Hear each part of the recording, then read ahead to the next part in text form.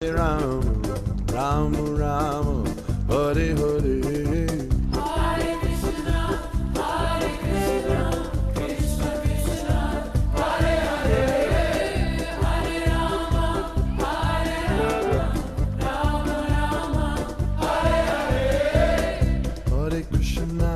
Hare Krishna, Krishna Krishna, Hare Hare, Hare Rama, Rama Rama, Hare Hare. Hare Krishna, Krishna Krishna, Hare Hare, Hare Rama, Rama Rama, Hare Hare. Hare Krishna,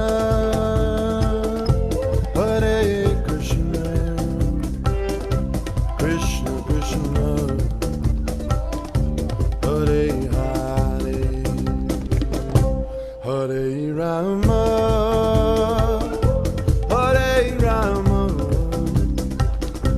Rama Rama, Hare Hare. Hare Krishna, Hare Rama,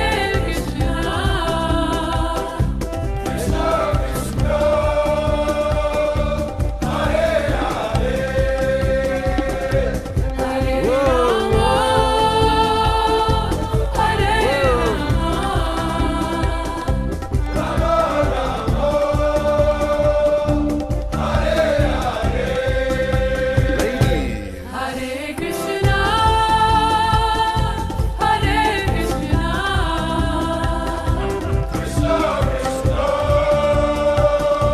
Hare Rama, Hare Rama.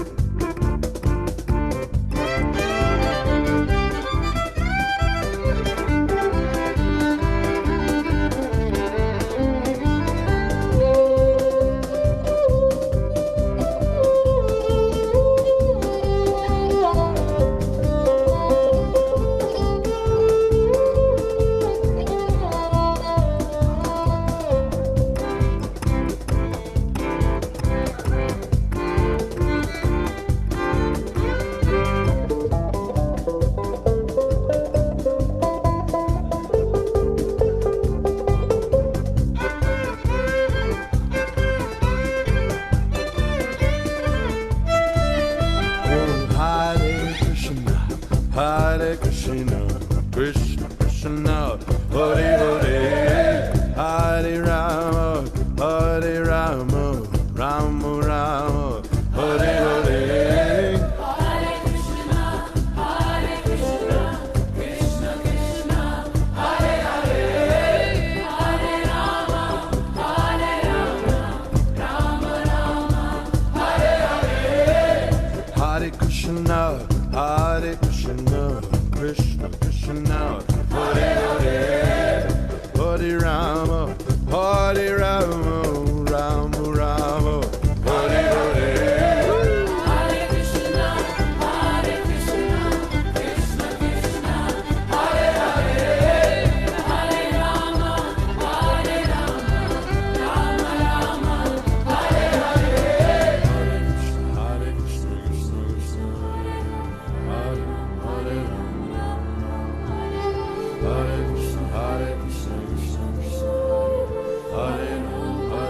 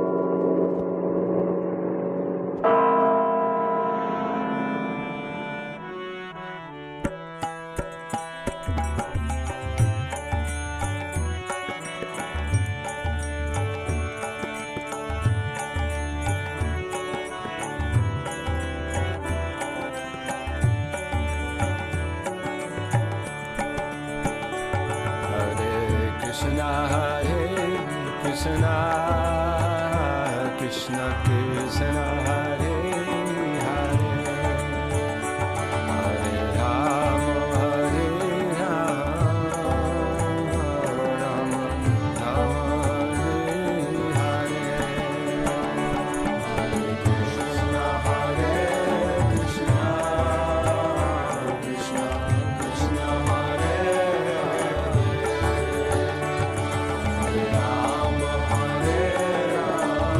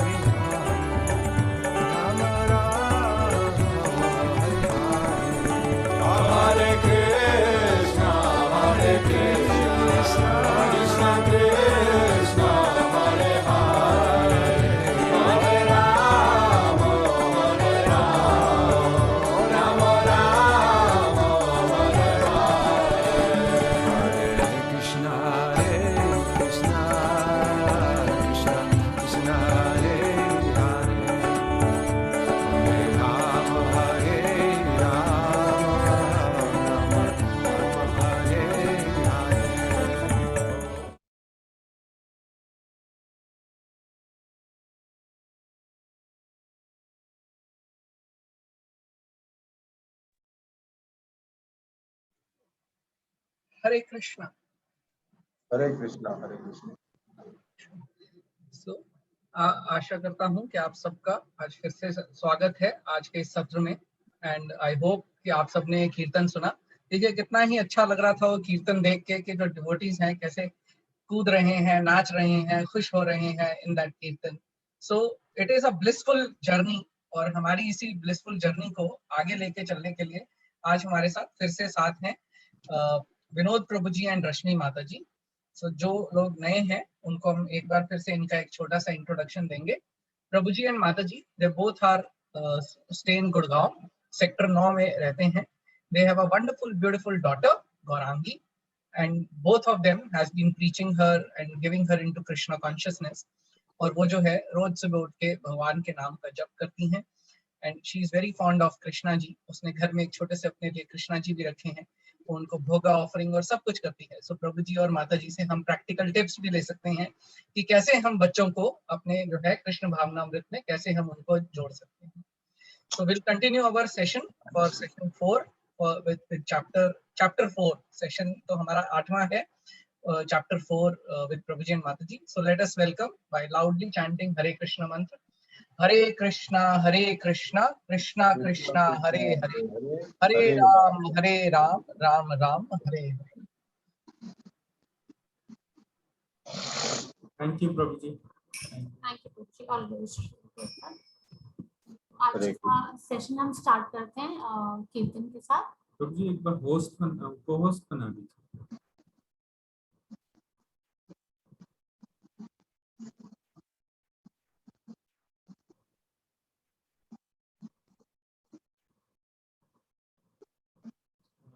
मुझे भी बना दीजिए प्रभु जी। जयो राधा माधवा कुंज बिहारी, जयो राधा माधवा कुंज बिहारी, जयो राधा माधवा कुंज बिहारी, जयो गोपी जन वल्लभा गिरिवरधारी, यशोदानंदन व्रज जनरंजन, यशोदानंदन व्रज जनरंजन, यमुना तीरावनचारी, जयो राधा माधवा कुंज बिहारी, जयो गोपी जन वल्लभा गिरिवरधारी, यशोदानंदन व्रज जनरंजन, यशोदानंदन व्रज जनरंजन, यमुना तीरावनचारी, जयो राधा माधवा कुंज बिहारी। हरे कृष्णा कृष्णा कृष्णा हरे हरे, हरे राम राम राम हरे हरे, हरे कृष्णा कृष्णा कृष्णा हरे हरे, हरे राम राम राम हरे हरे। जयो जयो प्रभुपाद प्रभुपाद प्रभुपाद, जयो जयो प्रभुपाद, निताय गौर हरि बोल, हरि बोल, हरि बोल, निताय गौर हरि बोल, निताय गौर प्रेमानंदे हरि हरि बोल। Hare Krishna. Hare Krishna and welcome to the second session of chapter 4। तो कल हमने 16 श्लोक तक पढ़ा था, आज 17 से स्टार्ट करेंगे। तो एक बार रिवाइज कर लेते हैं कि कल हमने क्या पढ़ा था। तो सबसे पहले तो हमने ये समझा कि जो ज्ञान भगवान अर्जुन को दे रहे हैं, ये ज्ञान उन्होंने पहले विवस्वान को दिया था। और विवस्वान कौन है? सूर्य देव। उनको 120 करोड़ साल पहले, मगर वक्त के साथ ये ज्ञान लुप्त हो गया और इसलिए भगवान उसको रीएस्टेब्लिश करने के लिए फिर अर्जुन को देते हैं। क्यों? क्योंकि अर्जुन उनका मित्र और भक्त भी है। फिर हमने गुरु परंपरा के बारे में पढ़ा और समझा कि गुरु होना क्यों जरूरी है। जैसे हमें इस मटेरियल वर्ल्ड में जीपीएस चाहिए, गूगल मैप्स हमें सही रास्ता दिखाता है, वैसे ही स्पिरिचुअल वर्ल्ड की गाइडेंस के लिए हमें गुरु चाहिए होते हैं।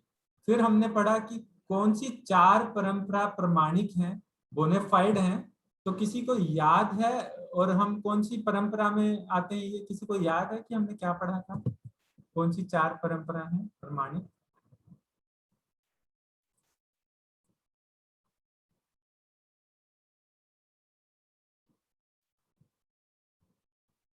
ठीक है, तो हरे कृष्णा। हरे कृष्णा।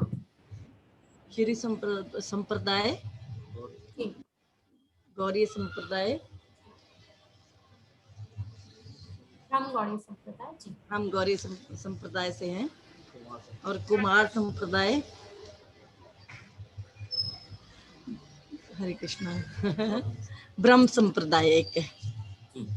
तो ये थी जो 4 थी, वो थी ब्रह्म संप्रदाय, रुद्र संप्रदाय, श्री और लास्ट में क्या आती है? 4 कुमार संप्रदाय। फिर हमने समझा कि भगवान कब कब और क्यों आते हैं। तो वो 3 कारणों से आते हैं। तो वो ये 3 चीजें करते हैं जब वो आते हैं। नंबर 1 क्या करते हैं? परित्राणाय साधु नाम। तो साधुओं को प्रोटेक्ट करने के लिए आते हैं, अपने डिवोटीज को प्रोटेक्ट करने के लिए आते हैं।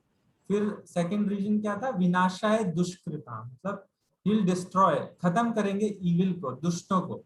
फिर थर्ड क्या है? धर्म संस्थापनार्थ है, धर्म को स्थापित करने। और संभवानी युगे युगे, मतलब हर युग में प्रकट होंगे।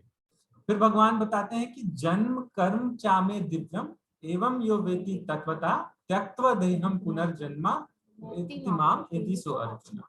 तो कि जो भी उनके जन्म कर्म जो दिव्य हैं वो समझ ले, वो कभी भी दोबारा जन्म नहीं लेते इस मटेरियल वर्ल्ड में।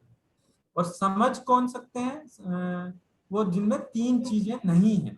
कोई बताना चाहेगा कि वो 3 चीजें कौन सी हैं जो नहीं होंगी, तभी हम भगवान को समझ पाएंगे? जी निधि बताइए। मोह, राग, क्रोध। मोह, राग और क्रोध जी, को हम त्यागेंगे तो भगवान को समझ पाएंगे। तो वही राग है और क्रोध। और जो लास्ट श्लोक हमने पढ़ा था 4.16, उसमें भगवान क्या कहते हैं? कर्म क्या है और अकर्म क्या है, इसे निश्चित करने में बुद्धिमान व्यक्ति भी मोहग्रस्त हो जाते हैं। अतः कृष्णा कह रहे हैं अर्जुन को, अतः मैं तुमको बताऊंगा कि कर्म क्या है, जिसे जानकर तुम सारे अशुभ से मुक्त हो सकोगे। मतलब इंटेलिजेंट लोग भी कई बार समझ नहीं सकते कर्म अकर्म का डिफरेंस। तो आगे चलते हैं 4.17 श्लोक। उससे पहले एक बारी हम अपने गुरुजनों से आशीर्वाद ले लेते हैं मंगलाचरण का।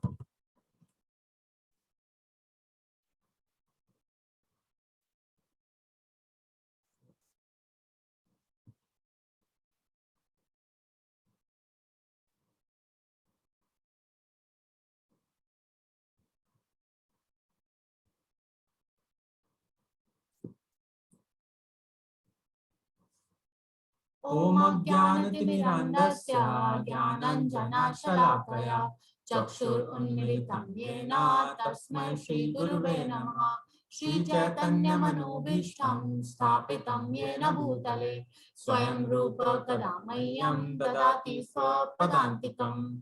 मैं घोर अज्ञान के अंधकार में उत्पन्न हुआ था और मेरी गुरु ने अपने ज्ञान रूपी प्रकाश से मेरी आंखें खोल दी। मैं उन्हें सादर नमस्कार करता हूँ। श्रील रूप गोस्वामी प्रभुपाद कब मुझे अपने चरण कमलों में शरण प्रदान करेंगे, जिन्होंने इस जगत में भगवान चैतन्य की पूर्ति के लिए प्रचार योजना यानी मिशन की स्थापना की है। वन्देऽहं श्रीगुरुं श्रीयुतपदकमलं श्रीगुरुं वैष्णवांश्च श्रीरूपं साग्रजातं सहगण रघुनाथान्वितं तं सजीवं सावधूतं सावधूतं परिजनसहितं कृष्ण चैतन्य देवं श्री राधा कृष्ण पादान् सहगण ललिता श्री विशाखान्वितांश्च। मैं अपने गुरु के चरण कमलों तथा समस्त वैष्णवों के चरणों को नमस्कार करता हूँ। मैं श्री रूप गोस्वामी तथा उनके अग्रज सनातन गोस्वामी एवं साथ ही रघुनाथ दास, रघुनाथ भट्ट, गोपाल भट्ट एवं श्री जीव गोस्वामी के चरण कमलों को सादर नमस्कार करता हूँ। मैं भगवान कृष्ण चैतन्य तथा भगवान नित्यानंद के साथ साथ अद्वैत आचार्य, गदाधर, श्रीवास तथा अन्य पार्षदों को सादर प्रणाम करता हूँ। मैं श्रीमती राधा रानी तथा श्री कृष्ण को, श्री ललिता तथा श्री विशाखा सखियों सहित सादर नमस्कार करता हूँ। हे कृष्णा करुणा सिंधु दीनबंधु जगतपते गोपेश गोपिका कांता राधा कांता नमस्तुते। हे कृष्ण, आप दुखियों के सखा तथा सृष्टि के उद्यम हैं। आप गोपियों के स्वामी तथा राधा रानी के प्रेमी हैं। मैं आपको सादर प्रणाम करता हूँ। तप्त कांचन गौरांगी राधे वृंदावनेश्वरी वृषभानुसुते देवी प्रणमामि हरिप्रिये। मैं उन राधा रानी को प्रणाम करता हूँ जिनकी शारीरिक कांति पिघले सोने के सदृश है, जो वृंदावन की महारानी है। आप राजा वृषभानु की पुत्री हैं और भगवान कृष्ण को अत्यंत प्रिय हैं। वाञ्छाकल्पतरुभ्यश्च कृपा सिन्धुभ्येव च पतितानां पावनेभ्यो वैष्णवेभ्यो नमो नमः। मैं भगवान के समस्त वैष्णव भक्तों को सादर नमस्कार करता हूँ। वह कल्पवृक्ष के समान सबों की इच्छाएं पूर्ण करने में समर्थ है तथा पतित जीवात्माओं के प्रति अत्यंत दयालु है। जय श्री कृष्ण चैतन्य प्रभु नित्यानंद श्री अद्वैत गदाधर शिवासादि गौर भक्तवृंद। मैं श्री कृष्ण चैतन्य प्रभु नित्यानंद श्री अद्वैत गदाधर श्रीवास आदि समस्त भक्तों को सादर प्रणाम करता हूँ। हरे कृष्णा कृष्णा कृष्णा हरे हरे हरे राम राम राम हरे हरे।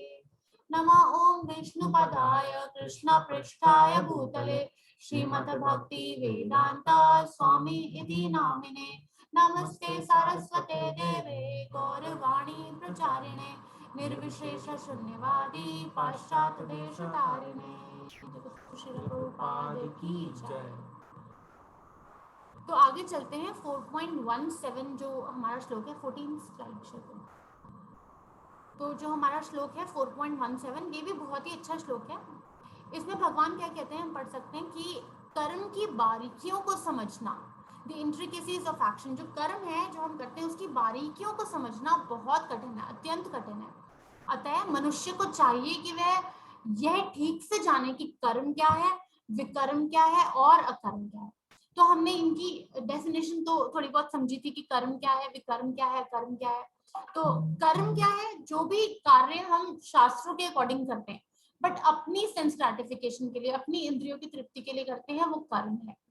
विकर्म क्या है? जो भी कार्य हम शास्त्रों के अकॉर्डिंग नहीं करते हैं बट वो भी हम अपनी इंद्रिय तृप्ति के लिए करते हैं, तो वो विकर्म है।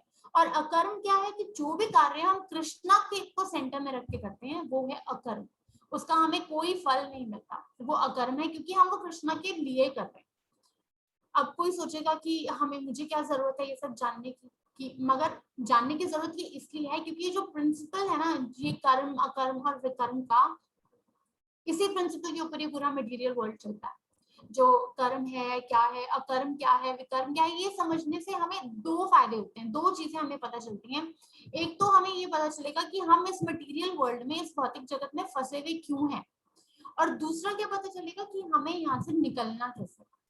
बहुत ही जरूरी है ये समझना, क्योंकि जिस तरह जो कार्य हम कर रहे हैं, चाहे वो कर्म हो, अकर्म हो या विकर्म हो, उसके अकॉर्डिंगली हमें रिजल्ट्स जो फल है वो मिलेंगे। तो हम लोग बहुत सोचते हैं कि, तो हम ऐसा सोचते हैं कि मैं तो बहुत अच्छा हूँ, फिर मेरे साथ क्यों बुरा हो रहा है, अच्छे लोगों के साथ बुरा क्यों होता है, तो हम ऐसा सोचते हैं ना। बट ये जो लॉ ऑफ कर्मा है, जो कर्म के जो रूल्स हैं, ये बहुत बारीक है, मतलब they are difficult to understand. और कृष्णा क्या बोल रहे हैं इस श्लोक में? गहन कर्मणा गति, मतलब ये समझना बहुत ही मुश्किल है। आसान नहीं है समझना, बहुत कॉम्प्लिकेटेड है। अब इसको कैसे समझ सकते हैं? अब इसमें एग्जाम्पल लेते हैं कि जैसे कोई इंसान है वो बहुत अमीर है, ठीक है। अब हम सोचेंगे कि वो अमीर कैसे बना। मान लीजिए उसके पास बहुत लक्ष्मी है, बहुत धन है उसके पास इस जन्म में, तो हम सोचेंगे कि वो इतना अमीर कैसे बना। तो हम कुछ फैक्टर्स हम सोच सकते हैं कि फर्स्ट फैक्टर क्या हो गया कि हो सकता है कि वो बहुत पढ़ा लिखा है, अच्छी एजुकेशन है, इसलिए अमीर बन गया। बट देन फिर सोचा जाए तो ऐसे बहुत लोग हैं जो बहुत एजुकेटेड हैं बट वो तो अमीर नहीं है। तो विच मीन्स ये जो हमने फर्स्ट जो प्रोबेबिलिटी सोची थी, फर्स्ट फैक्टर जो सोचा था कि अच्छी पढ़ाई होना मतलब इज इक्वल टू अमीर होना, दैट इज नॉट राइट। ठीक है, वो हमारा जो हमारा कैलकुलेशन था वो गलत है। फिर क्या है कि दूसरा क्या हो सकता है कि हम दूसरा ये लगा सकते हैं अनुमान की, हो सकता है ये बहुत मेहनती हो, हार्ड वर्किंग हो, लेकिन अगेन उससे भी जरूरी नहीं है कि कोई बहुत रिच हो जाएगा हार्ड वर्किंग है तो, क्योंकि बहुत लोग हैं जो बहुत हार्ड वर्किंग है but then they don't have enough money. तो ऐसे ही बहुत सारी क्वालिटीज हम उठा के देख लें, कई गुण हम उठा के देख लें, बट किसी भी क्वालिटी से ये कंफर्म नहीं होगा कि वो इंसान है वो अमीर होगा। लेकिन क्या है, अगर हम शास्त्रों से समझें तो जो लोग अमीर होते हैं, जिनके पास बहुत धन होता है, बहुत लक्ष्मी होती है, वो कौन होते हैं? वो जिन्होंने पुराने जन्मों में बहुत चैरिटी की है, बहुत दान पुण्य किया है, बहुत अच्छे कर्म किए हैं। और उससे क्या होता है, उससे हमने किस भाव से वो दान दिया उससे भी बहुत फर्क पड़ता है कि हमारा भाव क्या था जब हमने वो चैरिटी की थी। जैसे मान लीजिए मैंने किसी को 100 रुपीज ऐसे डोनेट किए, चैरिटी में दिए, बट अंदर से I didn't want to do it. मैं मतलब आई वाज नॉट कन्विंस्ड, मैंने खुशी से नहीं दी अपनी, I had to give that money, तो मैंने उसको 100 रुपए दिए। लेकिन दूसरा क्या है कि अगर मैंने मेरे भाव बहुत अच्छे थे, I really wanted to help someone, मैंने किसी के को बहुत दिल से अगर हेल्प करने के लिए दिए, तो उसका जो हमारे कर्मास में अलग कैलकुलेशन होगा। ऐसे ही मान लीजिए अगर एक कोई छोटा बच्चा है, उसको अगर मैंने उसको 10 चॉकलेट्स दे दी, ठीक है, अगर वो बच्चा है वो 10 की 10 चॉकलेट्स ना सारी अकेले खा गया, किसी से उसने शेयर नहीं की, तो कभी अगर आप किससे मैं पूछूं, आपने किसी बच्चे को 10 चॉकलेट्स दी और उसने सारी की सारी अकेले खा ली, तो नेक्स्ट टाइम ऐसा कभी होगा कि आप उस बच्चे को ऐसे इतनी सारी चॉकलेट्स दो? आप नहीं दोगे, बहुत ही कम चांसेस हैं। और क्या होगा, नेक्स्ट टाइम आप उसको एक ही चॉकलेट दोगे, क्योंकि जो आपको पता है कि जो बच्चा है ना, इसमें वो शेयरिंग का, वो उदारता का वो भाव नहीं है, वो ये शेयर नहीं करता। तो उसी तरह जो हमारे पास ये जो धन है या लक्ष्मी है, ये अगर हम मतलब सब कुछ हम अपने लिए यूज करें, अपनी सेंसेस को सेटिस्फाई करने के लिए यूज करें, तो बहुत ही कम चांसेस है कि नेक्स्ट लाइफ में हमें ये सब दोबारा से मिलेगा। और ये समझना, अगेन वही बात कृष्णा बोल रहे हैं कि समझना बहुत कॉम्प्लिकेटेड है। अब क्वेश्चन ये आता है कि अगर ये समझना इतना कॉम्प्लिकेटेड है तो हमें समझना ही क्यों है? ठीक है, ये क्वेश्चन आ सकता है, बट उसमें क्या है कि समझना इंपॉर्टेंट है। अब जैसे मान लीजिए एक घर हमने बनाया है, ठीक है, और उस घर में एक दरवाजा होता है, जो दरवाजा है वो हमें मतलब इसलिए है ताकि हम उससे आ जा सके। जो दीवारें होती हैं, दीवारें घर की इसलिए होती हैं वो ताकि हमें धूप से, सर्दी गर्मी से, चोरों से हमें प्रोटेक्ट कर सके। विंडोज हम इसलिए बनाते हैं कि विंडोज के पास कभी जाके बैठने का मन हो, हमें बाहर भी नहीं जाना, हमें अंदर बैठने का भी मन नहीं है, तो चलो विंडो के पास जाके बैठते। तो हर एक चीज जो है, दीवार अपना काम करती है, विंडो अलग काम करती है, दरवाजा अलग काम करती है, हर चीज अपना अलग काम करती है। अब ये मैं अगर सोचूंगी नहीं मुझे तो समझना नहीं है, मैं तो दीवार तोड़ के बाहर निकलूंगी and all that, so that is not possible. वैसे ही ये जो मटेरियल वर्ल्ड है उसमें क्या है, अपने प्रिंसिपल्स हैं, उसमें जो जो सकर्म है, जो कर्म है, विकर्म है, उनके अलग अलग रिजल्ट्स हैं। जो जो कर्म है, सकर्म है, एक्चुअली जो हम शास्त्रों के अकॉर्डिंग करते हैं वो हमें अच्छे रिजल्ट यील्ड करेगा।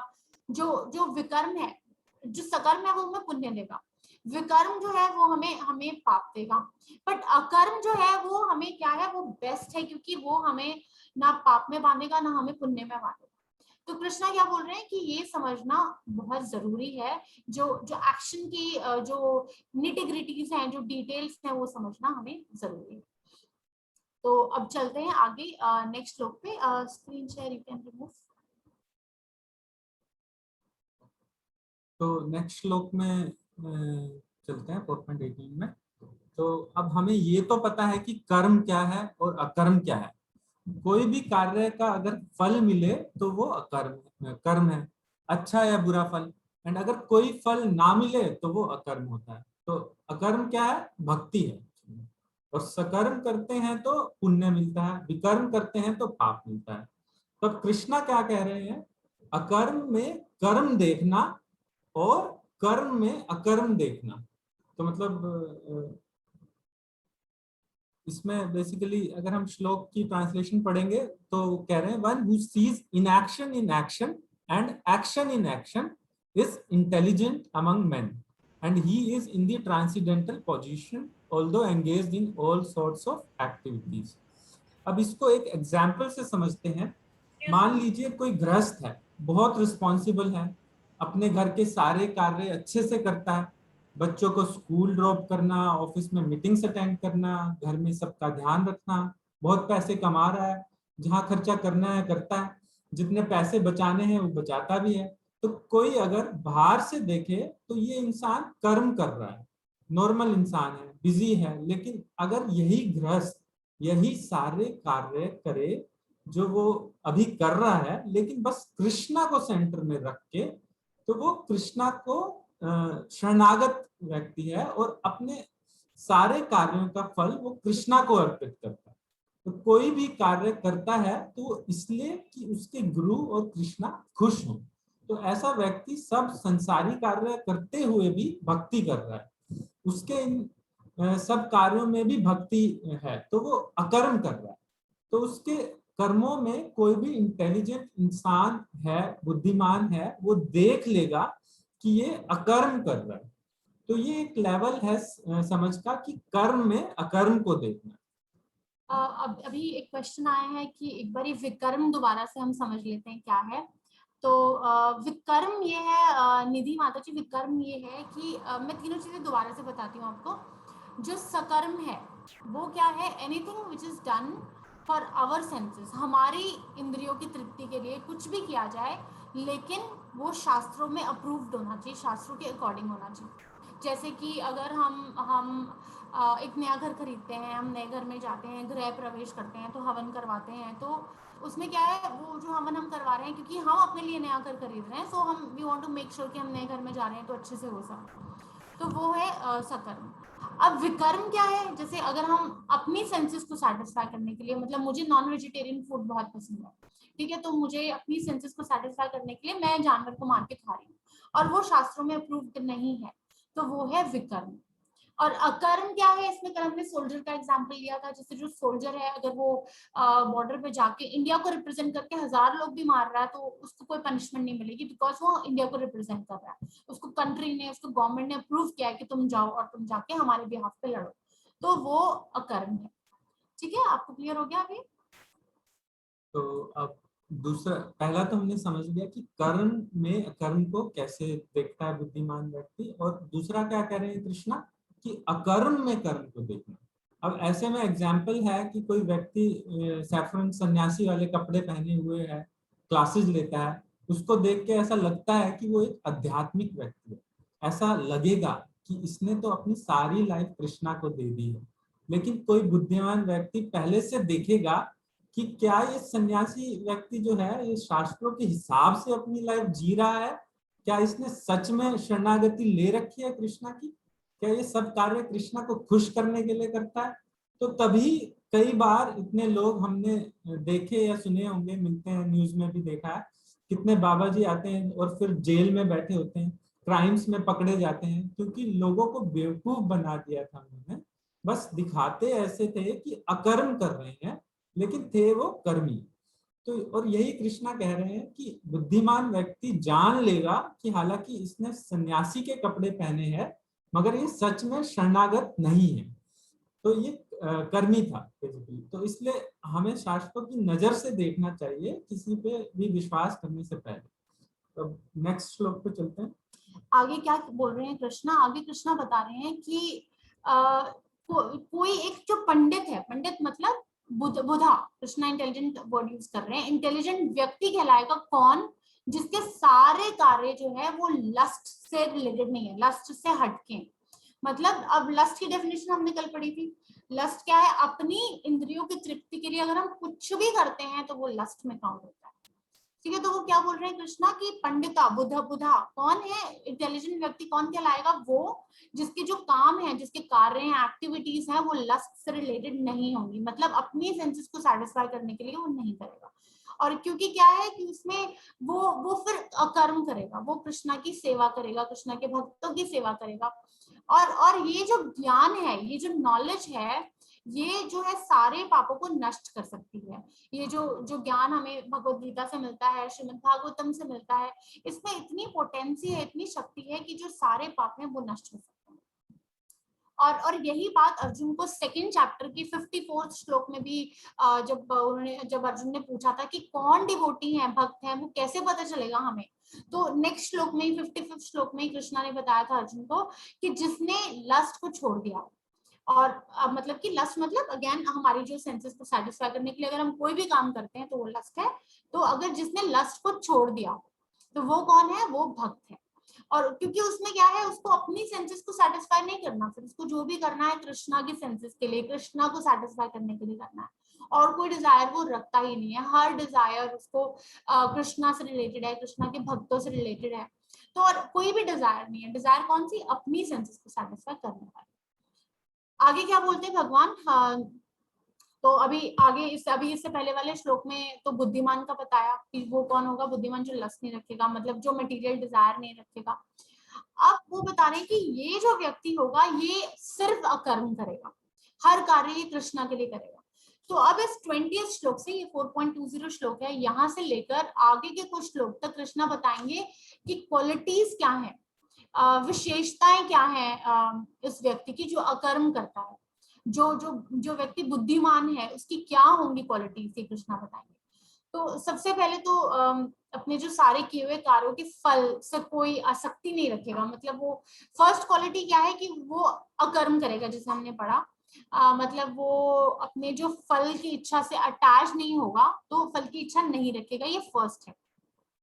और इसका एग्जाम्पल हमने कर लिया था, एक बैंक में जॉब करने वाला हमने एग्जाम्पल लिया था कि कोई कैशियर है, कोई अधिकारी है जो बैंक में जॉब करता है, रिप्रेजेंटेटिव है बैंक का कोई, तो वो क्या करेगा, वो जो व्यक्ति है वो पूरे दिन बिजी रहता है, पैसों का लेन देन चलता रहता है, पैसे काउंट कर रहे हैं, कितने पैसे आए, वाह वाह जितने डिपॉजिट हो गए, ऐसा उसको फील नहीं होता है, अरे इतने निकल गए आज, ऐसा उसको फील नहीं होता है।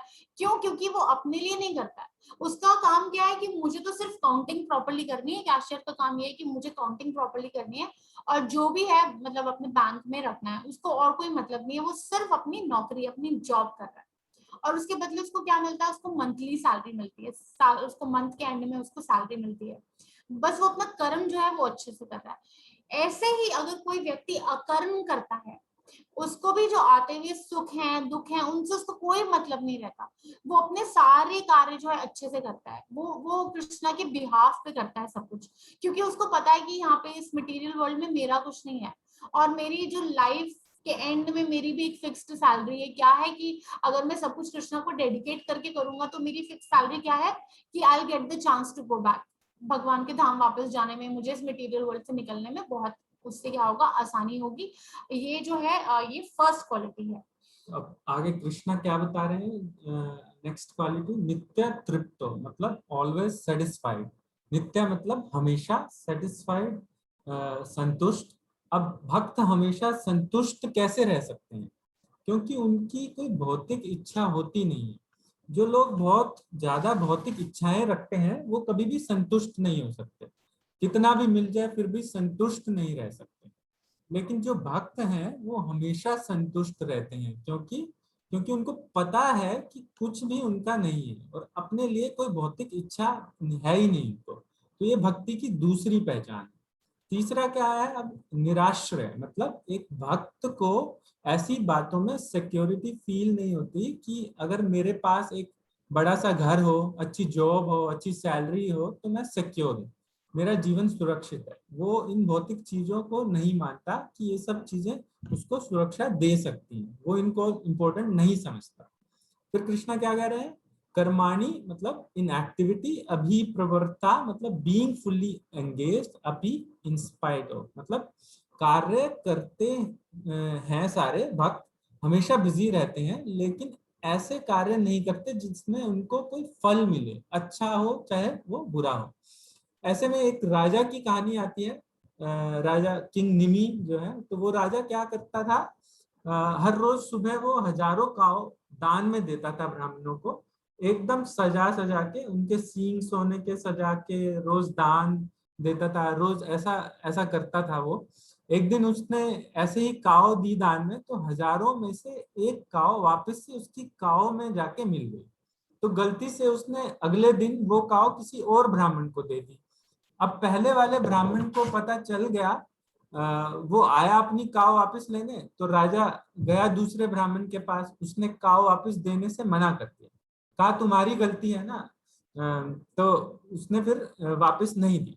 अब जो वो राजा मरने के बाद यमराज के पास गया, तो यमराज ने कहा कि तुमने बहुत ही सारे पुण्य किए हैं, पूरे जीवन पुण्य किए हैं, तुम्हें उच्च लोकों में लाखों सालों तक एंजॉय करने को, भोग करने का मौका मिले, लेकिन एक बहुत बड़ा पाप है जो तुमने किया है, वो ये है कि तुमने एक ब्राह्मण को असंतुष्ट किया था, और उसके लिए तुम्हें एक छिपकली का जन्म लेना होगा। तो देखिए ऐसा होता है अगर हम ये पाप और पुण्य के चक्कर में पड़े। निमि महाराज कितनी दान दक्षिणा करते थे, लेकिन एक पाप की वजह से, जो उनकी गलती भी नहीं थी, उसकी वजह से छिपकली का जन्म लेना पड़ा। अब यमराज ने पूछा कि तुम पहले छिपकली बनना चाहोगे या पहले उच्च लोकों में जाके एंजॉय करना चाहोगे। तो निमि ने सोचा कि I will not able to enjoy properly, so let me become lizard first. तो अब उन्होंने जन्म लिया छिपकली बन के, एक एक कुएं में, वेल में, कहा द्वारका में, जहाँ कृष्णा थे। तो कृष्णा के जो पुत्र थे उनमें से एक थे प्रद्युम्न। वो सब मिलके बॉल से खेल रहे थे, तो बॉल वेल में चली गई थी, कुएं में चली गई थी। तो प्रद्युम्न ने देखा कि एक बहुत बड़ी छिपकली थी और चिल्ला रही थी कि हेल्प करो। वो बोल सकती थी, तो इतनी बड़ी छिपकली को सब भाई मिलके भी उठा नहीं पाए, और कृष्णा को बुला के ले आए। तो कृष्णा ने हाथ देके उसको बाहर निकाला, और कृष्णा के छूते ही ये छिपकली एक इंसान बन गई, और उसने कृष्णा के पुत्रों को अपनी स्टोरी सुनाई थी। तब देखिए पाप करने का फल और पुण्य करने का कोई बहुत अच्छा नहीं है, क्योंकि वो पुण्य का फल भोग के फिर वापस आना पड़ता है, मुक्ति नहीं मिलती है हमें इस जन्म मृत्यु से।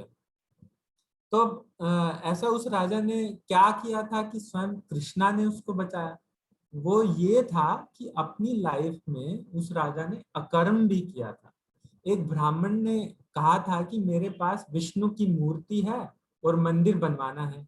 अपने धन से उसने बहुत बड़ा मंदिर बनवाया, और भगवान के नाम के प्रचार में भी उसने बहुत सारा धन लगाया था, और अपनी प्रजा में नाम प्रचार भी किया था। तो इस वजह से कृष्णा ने खुद उसका उद्धार किया, और यही बात कृष्णा ने 2.40 में भी कही है कि इस रास्ते में, मतलब भक्ति के रास्ते में, थोड़ी सी भी की हुई सेवा वेस्ट नहीं होती बिल्कुल।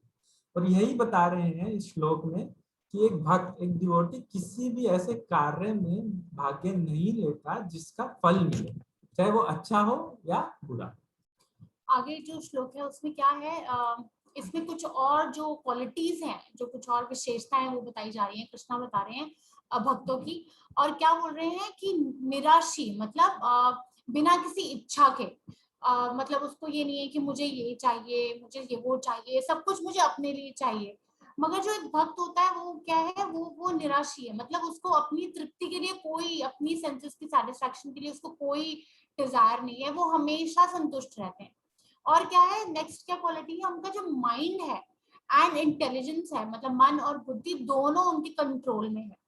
सेंसेस, जो इंद्रियां होती हैं, वो कंट्रोल में रहती हैं। और फिर वो कंट्रोल में कैसे रहती हैं, मतलब जो अगर वो कंट्रोल में रहती हैं तो सारी फीलिंग जैसे होती है, ओनरशिप की फीलिंग जो होती है, कंट्रोलर की, प्रोप्राइटर होने की जो फीलिंग है, वो फीलिंग नहीं रहती, क्योंकि उसको अच्छे से ये पता रहता है कि ये जो भी है ये मेरा नहीं है, ये जो कुछ भी है ये कृष्णा का है। कृष्णा ने हमें सिर्फ ये चीज जो है ये यूज करने के लिए दी है, ताकि हम उनकी सर्विस में लगा सकें।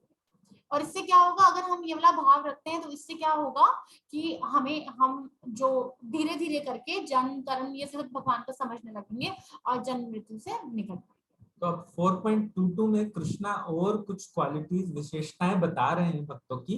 लाभ संतुष्टो मतलब जो भी फायदा, जो भी लाभ अपने आप से आए उसमें खुश हैं, वो जरूरत से ज्यादा मेहनत नहीं करेंगे, ओवर एंडेवर नहीं करेंगे कि भौतिक लाभ पाने के लिए वो ओवर एंडेवर नहीं करते, बस कर्म करने में विश्वास रखते हैं। उससे लाभ आया या हानि आए वो सिर्फ कर्म करते हैं और फल की चिंता नहीं करते। अब जैसे एक सन्यासी था, तो पहले क्या होता था कि सन्यासी भिक्षा मांग के तो खाते ही थे, मगर जब भिक्षा मांगने जाते थे तो उनका उद्देश्य होता था कि जब कोई गृहस्थ भिक्षा देने आएगा तो उनको भगवान के नाम का प्रचार भी कर सके। तो एक बार एक घर में गए भिक्षा लेने, एक दो बार आवाज लगाई भिक्षाम देही, कोई आया नहीं। उनको पता था कि अंदर कोई है, तो रुके रहे बहुत देर। फिर भिक्षा मांगी तो एक माताजी आई निकल के बहुत गुस्से में, और काफी सुनाया कि इतनी देर से खड़े हो, चिल्ला चिल्ला के परेशान कर रहे हो, जाओ यहाँ से। तो वो सन्यासी मुस्कुराते रहे, फिर भिक्षा भिक्षा मांगने लगे। तो उसको और गुस्सा आया कि बोल रही हूँ जाओ, फिर भी नहीं जा रहे। ठीक है, अंदर जाती है, अपनी किचन से लकड़ियों की राख उठा के लाती है और उनकी पोटली में डाल के कहती है ये लो जाओ। वो फिर भी खड़े होके मुस्कुरा रहे होते हैं।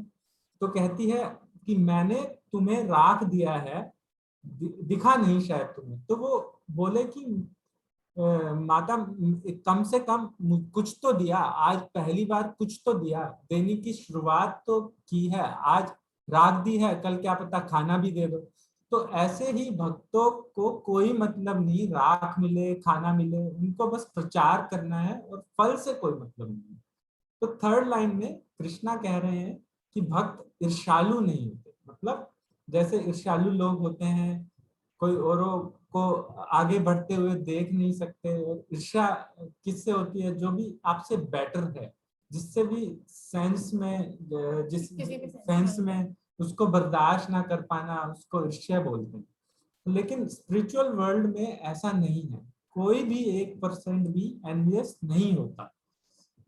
सब आत्माएं मिलके बस कृष्णा की सेवा में लगी रहती हैं, आपस में उनको किसी से कोई मतलब नहीं है। जो भक्त हैं वो सम होगा, मतलब इक्वल होगा, समान होगा टुवर्ड सक्सेस एंड फेलियर। सफलता हो या असफलता हो, तो जिसमें ये सब क्वालिटीज हैं, इसका क्या होगा, वो एंटेंगल नहीं होगा, फंसेगा नहीं कर्म के चक्रों। तो ये बता रहे हैं नेक्स्ट कृष्णा क्या कह रहे हैं कि जो भक्त हैं, जो भक्ति करते हैं, सेवा करते हैं भगवान की, उनकी जो चेतना है वो कैसी होती है, उनके भाव कैसे होते हैं, कि वो क्या होते हैं, वो बहुत ज्ञानी होते हैं, उनका ज्ञान वाला भाव होता है। चेतना जो उनकी है वो हमेशा डूबी रहती है ज्ञान में। और ऐसा नहीं है कि जो भक्त है वो सब छोड़ छाड़ के मतलब एकदम से कहीं हिमालय पे जाके बैठ गए, ऐसा नहीं है। वो भी कर्म कर रहे हैं, मतलब ऐसा नहीं है कि वो सब अपने जो प्रिस्क्राइब ड्यूटीज है छोड़ के बैठ गए। वो भी मार्केट जाते हैं, सब्जी लाते हैं, घर में आके सब्जी बनाते हैं, रोटी बनाते हैं, खाना बनाते हैं, प्रसाद खाते हैं, मगर वो क्या करते हैं, भगवान को ऑफर करते हैं। और ये जो भक्त हैं ये भी बहुत बिजी रहते हैं नॉर्मल इंसानों की तरह। लेकिन फर्क क्या है कि ये जो भी कर्म करते हैं ये कृष्णा की सेटिस्फैक्शन के लिए करते हैं। और बाहर से अगर हम उनको देखें तो ऐसा ही लगेगा कि हाँ ये भी कोई नॉर्मल जैसे इंसान है, जैसे कोई भी है वैसे है। लेकिन ये क्या करते हैं, अपनी हर चीज में मध्य में ये कृष्णा को रखते हैं। और क्या करते हैं, अपनी जितनी भी नॉलेज है इनके पास, जो भी चीज है वो ये कृष्णा की सर्विस में यूज करते हैं। और ये सब भाव क्या है, इससे धीरे धीरे क्या होती है, हमारी जो स्पिरिचुअल चेतना है वो धीरे धीरे स्पिरिचुअल चेतना आने लग जाती है। तो अब नेक्स्ट श्लोक में 4.24 में, तो देखिए इस श्लोक में कितनी बार भ्रम भ्रम आ रहा है। तो तो भ्रम भ्रम आ रहा है इस श्लोक में। भ्रम अर्पणम, भ्रम हावी, भ्रम अग्नम। तो भ्रम की बहुत सारे मीनिंग्स हैं संस्कृत लैंग्वेज में। तो पहला मीनिंग हो सकता है हर वो चीज जो आध्यात्मिक है। दूसरा हो सकता है वो ब्रह्मा जी जिनको भगवान ने सृष्टि बनाने की ड्यूटी दे रखी है, वो ब्रह्म एक पोजीशन का नाम। तीसरा है ब्रह्म मतलब ब्राह्मण, वो जिसने आध्यात्मिकता को, भगवान को समझ लिया। तो ऐसे अलग अलग मीनिंग हो सकते हैं। लेकिन इस श्लोक में फर्स्ट लाइन में कह रहे हैं ये भक्त जो दिव्य ज्ञान में है, ये जो भी करता है, जो भी ऑफर कर रहा है, अग्नि जिसमें वो यज्ञ करता है, हर चीज आध्यात्मिक हो जाती है, जिससे क्या होता है कि वो संबंध समाधि में कहलाता है बेसिकली। उसके कर्म कोई आम या साधारण कर्म नहीं है, और समाधि मतलब वो कृष्णा के साथ अपने रिलेशन को समझ पाता है। और अगर सिंपल इजी लैंग्वेज में समझे कि हम कैसे ये सब कर सकते हैं, हमें बस जप करना है ध्यान से। ये मंत्र चैंट वन टाइम यज्ञ कुंड क्या है, मतलब चैंट वन टाइम यज्ञ कुंड क्या है, हमारा मुंह यज्ञ कुंड है। वो लैडल क्या है जिससे हम ऑफरिंग देते हैं, वो है हमारी जिह्वा। और हम यज्ञ में क्या डाल रहे हैं, मंत्र को, आध्यात्मिक मंत्र को। एंड आग क्या है, हमारी चेतना। और इस यज्ञ करने का फायदा क्या होता है कि हमारा मन शुद्ध होने लगता है, हमें पता लगने लगता है कि हम ये शरीर नहीं, एक आत्मा है। ये सब विशेषताएं समझ आने लगती हैं भक्त की। और जब तो वैसे भी इस युग का धर्म है जो कलयुग में बताया गया है। तो आगे चलते हैं नेक्स्ट श्लोक पे 4.25। अब यहाँ कृष्णा क्या बता रहे हैं कि बहुत तरह के यज्ञ होते हैं जो लोग कर सकते हैं। तो इस 25th श्लोक से लेकर आगे की कुछ श्लोकों में हमें जो कृष्णा है वो यज्ञ के बारे में बताएंगे कि ये जो यज्ञ है वो कौन से होते हैं, और लास्ट में बताएंगे कि कौन सा यज्ञ सबसे अच्छा है। तो ये जो अलग तरह के यज्ञ है, इस 4.25 श्लोक में कृष्णा दो टाइप के यज्ञों की बात कर रहे हैं। सबसे पहले वो जो दैवम, देवताओं की पूजा करते हैं। तो कृष्णा को पता है कि कुछ लोग ऐसे हैं जो देवताओं की पूजा करते हैं, जो देवताओं के पास जाते हैं।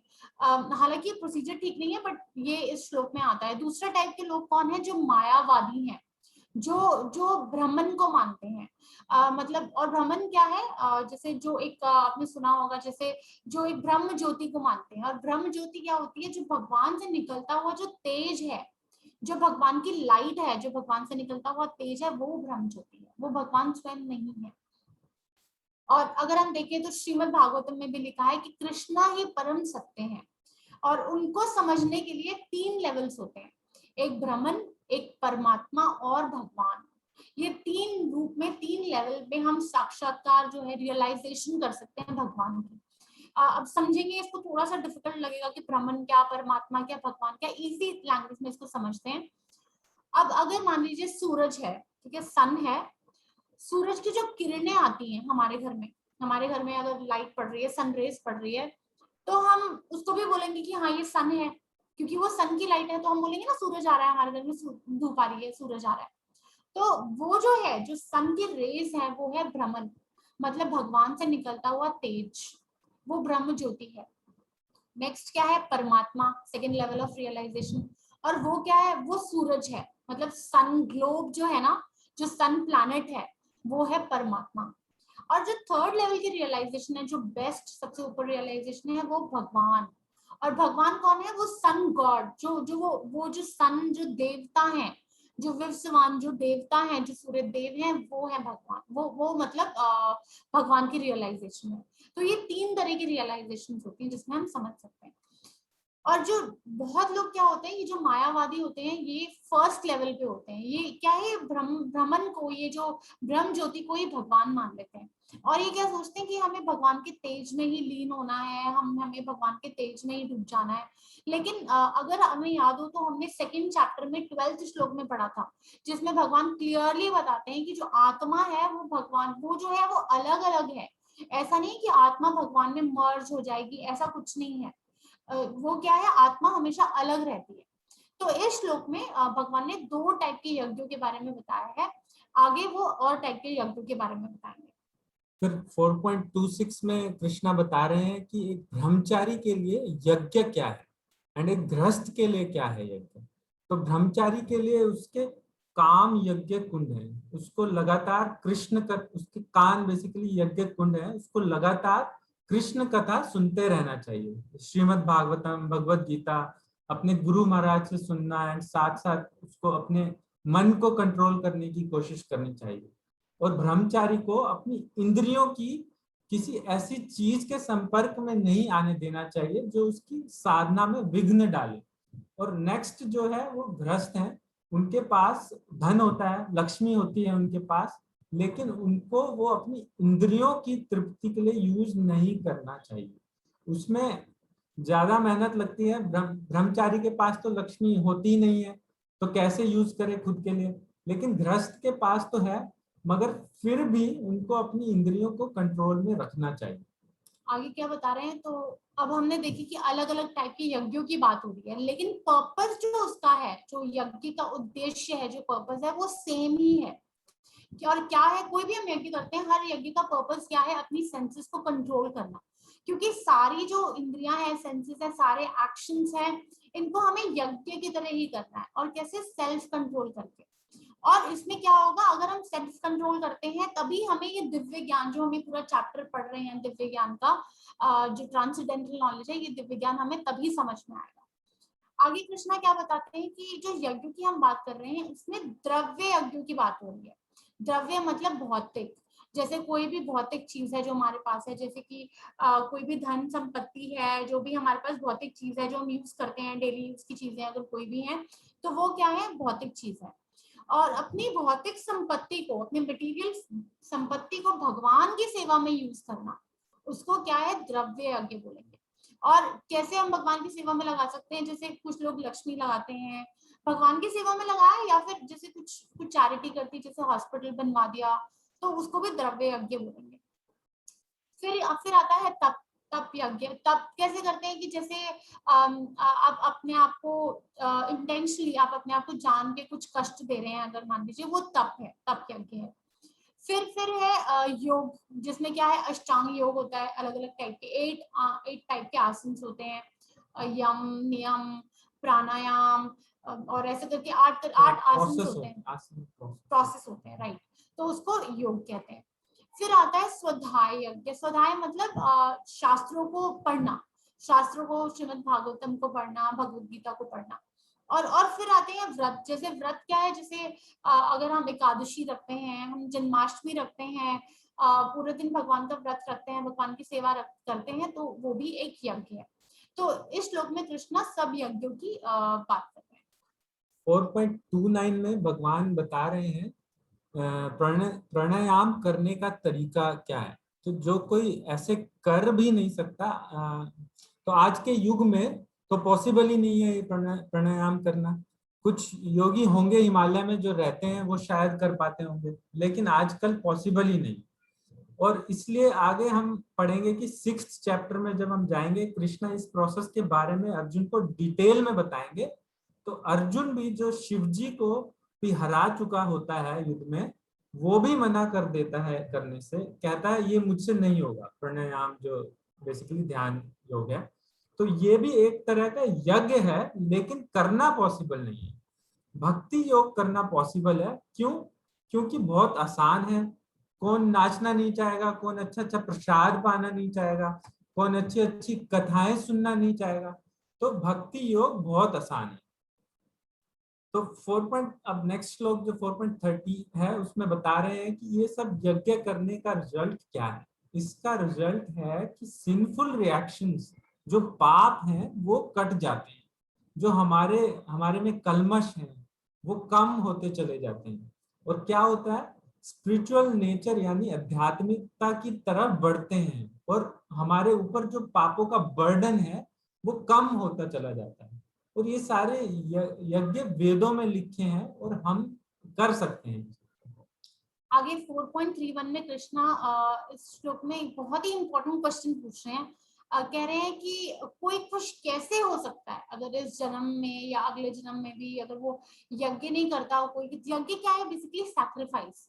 तो अगर नहीं करते हैं सैक्रिफाइस, तो खुश कैसे हो सकते हैं। अभी कलयुग में तो हम सब लोग बहुत सेल्फिश हो गए हैं, मतलब अपने लिए ही सब इकट्ठा करना चाहते हैं, जितना भी धन है, जो लक्ष्मी है, जो भी अपनी ही डिजायर्स पूरी करने चाहते हैं। ऐसा सोचते हैं ये मेरा है, वो मेरा है, किसी से कुछ शेयर नहीं करते। लेकिन पुराने टाइम में ऐसा नहीं होता था। लोग बहुत ज्यादा मतलब देने में विश्वास रखते थे कि जितना हो सके वो दान दें। जैसे कुछ खाने से पहले वो बाहर आवाज लगा के पूछते थे कि कोई भूखा है तो पहले वो खा ले। तो उस टाइप से हुआ करता था। लेकिन आजकल तो बहुत डिफरेंट हो गया, आजकल हम सबसे पहले अपनी नीड्स को पूरा करना चाहते हैं, तो ये थोड़ा डिफिकल्ट है आज के टाइम में। नेक्स्ट प्रश्न क्या बोल रहे हैं कि बहुत ही तरह के यज्ञ हैं और वो जो सब यज्ञ हैं वो वेदों में अप्रूव्ड है, वो सब मान्यता प्राप्त है, affiliated by Vedas, approved by Vedas. लेकिन जो लोग हैं वो अलग अलग तरह के यज्ञ करेंगे, मतलब ऐसा नहीं कि हर कोई एक तरह का यज्ञ करेगा, सब अलग अलग तरह का यज्ञ करेंगे। तो अब कृष्णा ने अलग अलग टाइप के यज्ञ के बारे में बता दिया, अब वो आगे बताएंगे कि इनमें से सबसे अच्छा कौन सा है। तो 4.33 में क्या कह रहे हैं कृष्णा, इसमें अर्जुन से कि ज्ञान यज्ञ सबसे अच्छा है, मतलब जिसमें हमें ज्ञान हो कि हम ये शरीर नहीं एक आत्मा है। और कौन सा ज्ञान, वो जो प्रकृति के 3 गुणों से परे है, सतो रजो एंड तमोगुण से परे है। और वो ज्ञान क्या है, दिव्य ज्ञान है, क्योंकि वो आत्मा के लेवल पे है। ये ऐसी नॉलेज नहीं है जो भौतिक स्तर पे हो कि कैसे मैं अपनी इंद्रियों को तृप्त करने के लिए और पैसे कमाऊं, कैसे मैं प्रॉपर्टी बढ़ाऊं अपनी, कैसे अपने घर की प्रॉब्लम सॉल्व करूं। ये ज्ञान अलग है। ये वो है कि मैं कौन हूं, भगवान कौन है, मेरा भगवान से रिश्ता क्या है, मैं यहाँ इस धरती पे क्यों हूँ, मेरा असली घर कौन सा है, और मैं वहां वापस कैसे जाऊंगा, कि आखिर मेरी लाइफ का पर्पस या उद्देश्य क्या है। ऐसे ही एक बार प्रभुपाद जी से एक साइंटिस्ट मिला, तो प्रभुपाद जी ने पूछा कि आप क्या करते हो, तो बताने लगा कि आजकल मैं रिसर्च कर रहा हूँ घास के ऊपर, कि ये घास हरी क्यों है, ये घास उगती कैसे। तो प्रभुपाद जी ने कहा कि ठीक है, अच्छा है आप रिसर्च कर रहे हो, लेकिन एक बार समझने की ये है कि आपके रिसर्च करने से पहले ये घास उगती थी और हरी ही होती थी, एंड आपके रिसर्च करने के बाद घास उगेगी एंड हरी ही रहेगी। तो आपको ये समझने की कोशिश की है कि आखिर ये घास जो है इसका स्तोत्र क्या है। आपको बेसिकली ये समझना चाहिए कि इसका ओरिजिन क्या है, क्यों उग रही है एंड हरी क्यों है। ये समझने से पहले ये समझो कि घास कहाँ से आ रही है। तो प्रभुपाद जी ये समझाना चाह रहे थे कि हम लाइफ में कुछ भी कर रहे हो, कुछ भी पढ़ रहे हो, हर चीज कृष्णा से कनेक्टेड होनी चाहिए, हर चीज कृष्णा से जुड़ी होनी चाहिए। तो हर कर्म कैसा होना चाहिए, दिव्य। और दिव्य वो कैसे होगा, अगर वो कृष्णा से जुड़ा होगा। ये समझना कि कृष्णा ही हर चीज का स्तोत्र है, वो हर चीज का पालन पोषण करने वाले हैं। वो कोई ज्योति नहीं है, वो एक इंसान है, लेकिन वो सर्वोच्च है। तो इस श्लोक से ये पता चलता है कि बेस्ट क्या है, जो दिव्य ज्ञान है वो बेस्ट है। तो अब अगले श्लोक में कृष्णा बताएंगे कि आखिर ये दिव्य ज्ञान लेना कैसे है, ये हमें मिलेगा कैसे। तो ये बहुत ही इंपॉर्टेंट श्लोक है भगवत गीता का, नेक्स्ट वाला जो 4.34 श्लोक है। मैं इसको शेयर कर देती हूँ।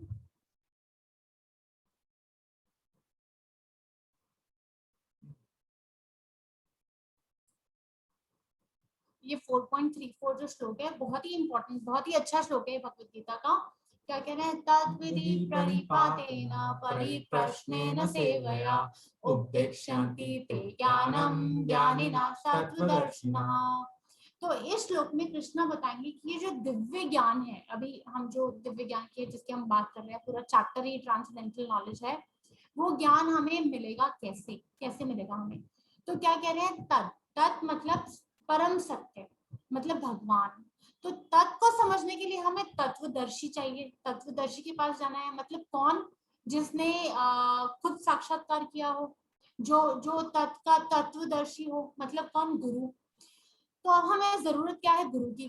तो अगर हम एग्जाम्पल लेते हैं कि जैसे मान लीजिए अगर मुझे अपने बच्चे को डांस सिखाना है या उसको स्विमिंग सिखानी है, तो डांस सिखाना है, डांसिंग कोच के पास, डांसिंग ट्रेनर के पास लेके जाऊंगी। स्विमिंग सिखानी है तो स्विमिंग कोच के पास लेके जाना होगा।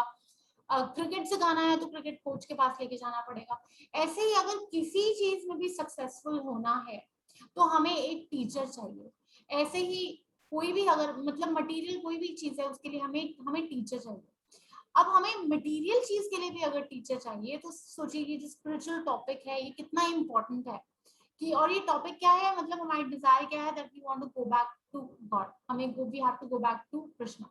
तो उसमें हमें सक्सेसफुल होने के लिए हमें उसमें भी एक मार्गदर्शी हमें चाहिए, एक गुरु चाहिए। तो अब हम सोचेंगे कि ठीक है गुरु तो धारण कर ले, लेकिन कहाँ से मिलेंगे, कैसे पता चलेगा कि ठीक है या नहीं है। तो ये भी बहुत इंपॉर्टेंट है, बहुत ध्यान से हमें गुरु को चुनना होता है। क्यों? क्योंकि हम अपना गुरु अगर बना लेते हैं तो बहुत लोग क्या करते हैं, वो चीट करते हैं, हमें धोखा देते हैं। तो हमें कोई भी गुरु बनाने से पहले हमें प्रॉपर्ली नॉलेज होनी चाहिए कि गुरु जो है वो कैसा होना चाहिए। तो गुरु की योग्यता हमें पता होनी चाहिए। अब गुरु की योग्यता होने से पहले हमें शिष्य की योग्यता भी पता होनी चाहिए। अब जैसे मान लीजिए अगर हम किसी यूनिवर्सिटी में, किसी कॉलेज में एडमिशन लेने जाते हैं, तो सबसे पहले हमें वहां का एंट्रेंस क्लियर करना होता है ना, एग्जाम क्लियर करना होता है। तो उसी तरह से we also have to be eligible, हमें भी पहले क्या करना है, एडमिशन वहां तभी मिलेगा इफ वी आर एलिजिबल। तो गुरु की योग्यता समझते हैं, उससे पहले एक बार देखते हैं शिष्य की योग्यता भी क्या होनी चाहिए। तो श्रीमद् भागवतम में लिखा है 11th कैंटो के 3rd चैप्टर के 21st श्लोक में, और उसमें क्या लिखा है कि जब गुरु के पास जाते हैं शिष्य की, तो 2 क्वालिटीज होनी चाहिए। सबसे पहले तो वो जिज्ञासु होना चाहिए, और उसको दूसरी क्वालिटी क्या है कि वो सेटल ना हो कम में, he should settle for the best. ये 2 क्वालिटीज होनी चाहिए।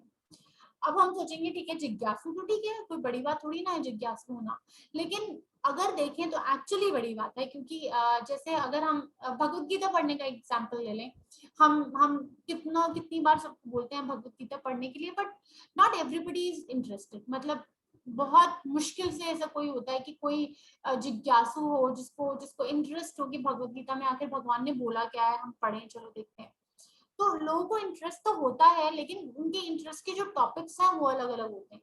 जैसे एग्जांपल अगर हम आज एक क्लास करें कि धन कैसे कमाना है, लक्ष्मी कैसे कमानी है, हाउ टू अर्न मनी, तो शायद we will see more people coming in. ऐसे ही अगर मैं कॉलेज के बच्चों के लिए एक स्पेशल सेशन रख दूं कि 10 टिप्स की how to clear your interview, किसी अच्छी कंपनी में जॉब लेने के लिए 10 टिप्स, तो अगर वैसे में अगर हम एक जूम क्लास रखते हैं तो बहुत लोग आएंगे उसमें पार्टिसिपेट करने, कॉलेज के स्टूडेंट्स।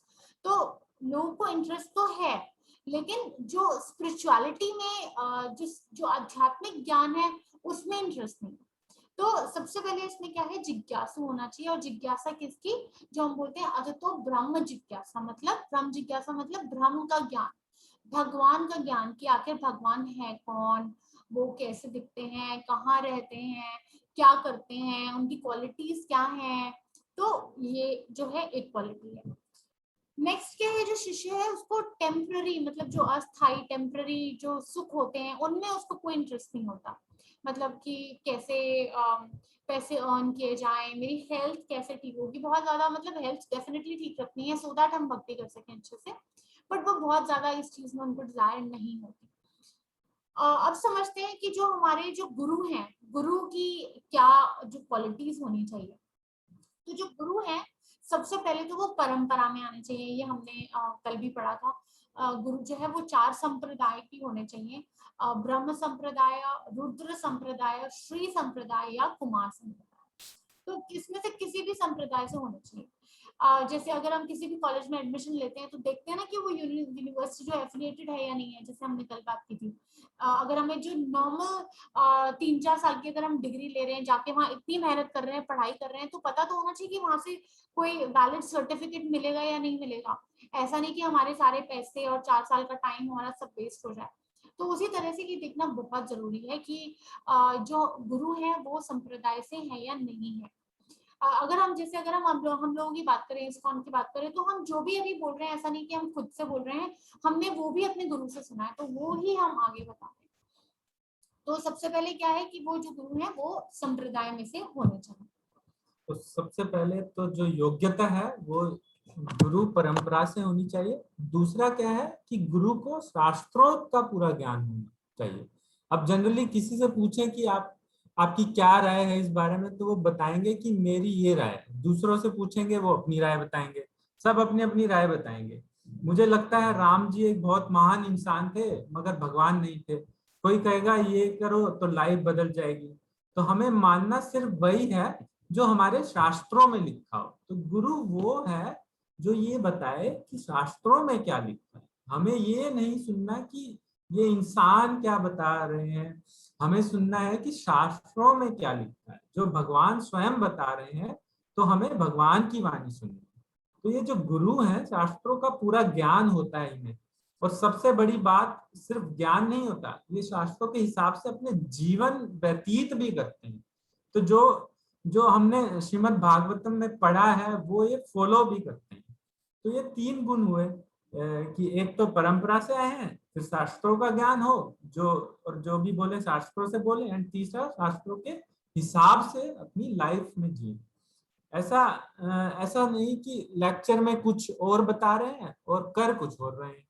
और क्या है गुरु, और गुरु के गुण क्या है, फोर्थ है कि वो गोस्वामी होना चाहिए। गोस्वामी कौन होते हैं, मतलब जिनको अपनी इंद्रियों पे कंट्रोल हो, अपनी सारी इंद्रियों को वो भगवान की सेवा में यूज करते हैं। जैसे अमरीश महाराज, तो वो गुरु हमें भी हेल्प कर सकते हैं कि हम कैसे अपनी इंद्रियों को कंट्रोल करें। और फिफ्थ क्या है कि गुरु में चीटिंग करने का भाव नहीं होना चाहिए।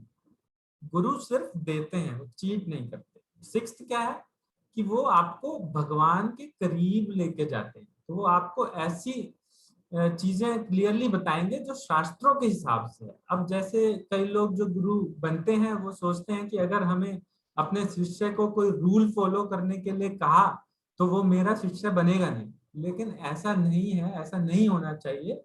जो रूल है साफ साफ शास्त्रों के हिसाब से वो रूल्स फॉलो असली गुरु आपसे करवाएंगे ही। जैसे हमारे जो 4 रूल्स हैं इस्कॉन में, वो साफ साफ श्रीमद् भागवतम से हैं। जो गुरु धारण करेगा उसको वो रूल्स फॉलो करने ही हैं। वो नहीं डरेंगे कि मेरा शिष्य छोड़ के चला जाएगा।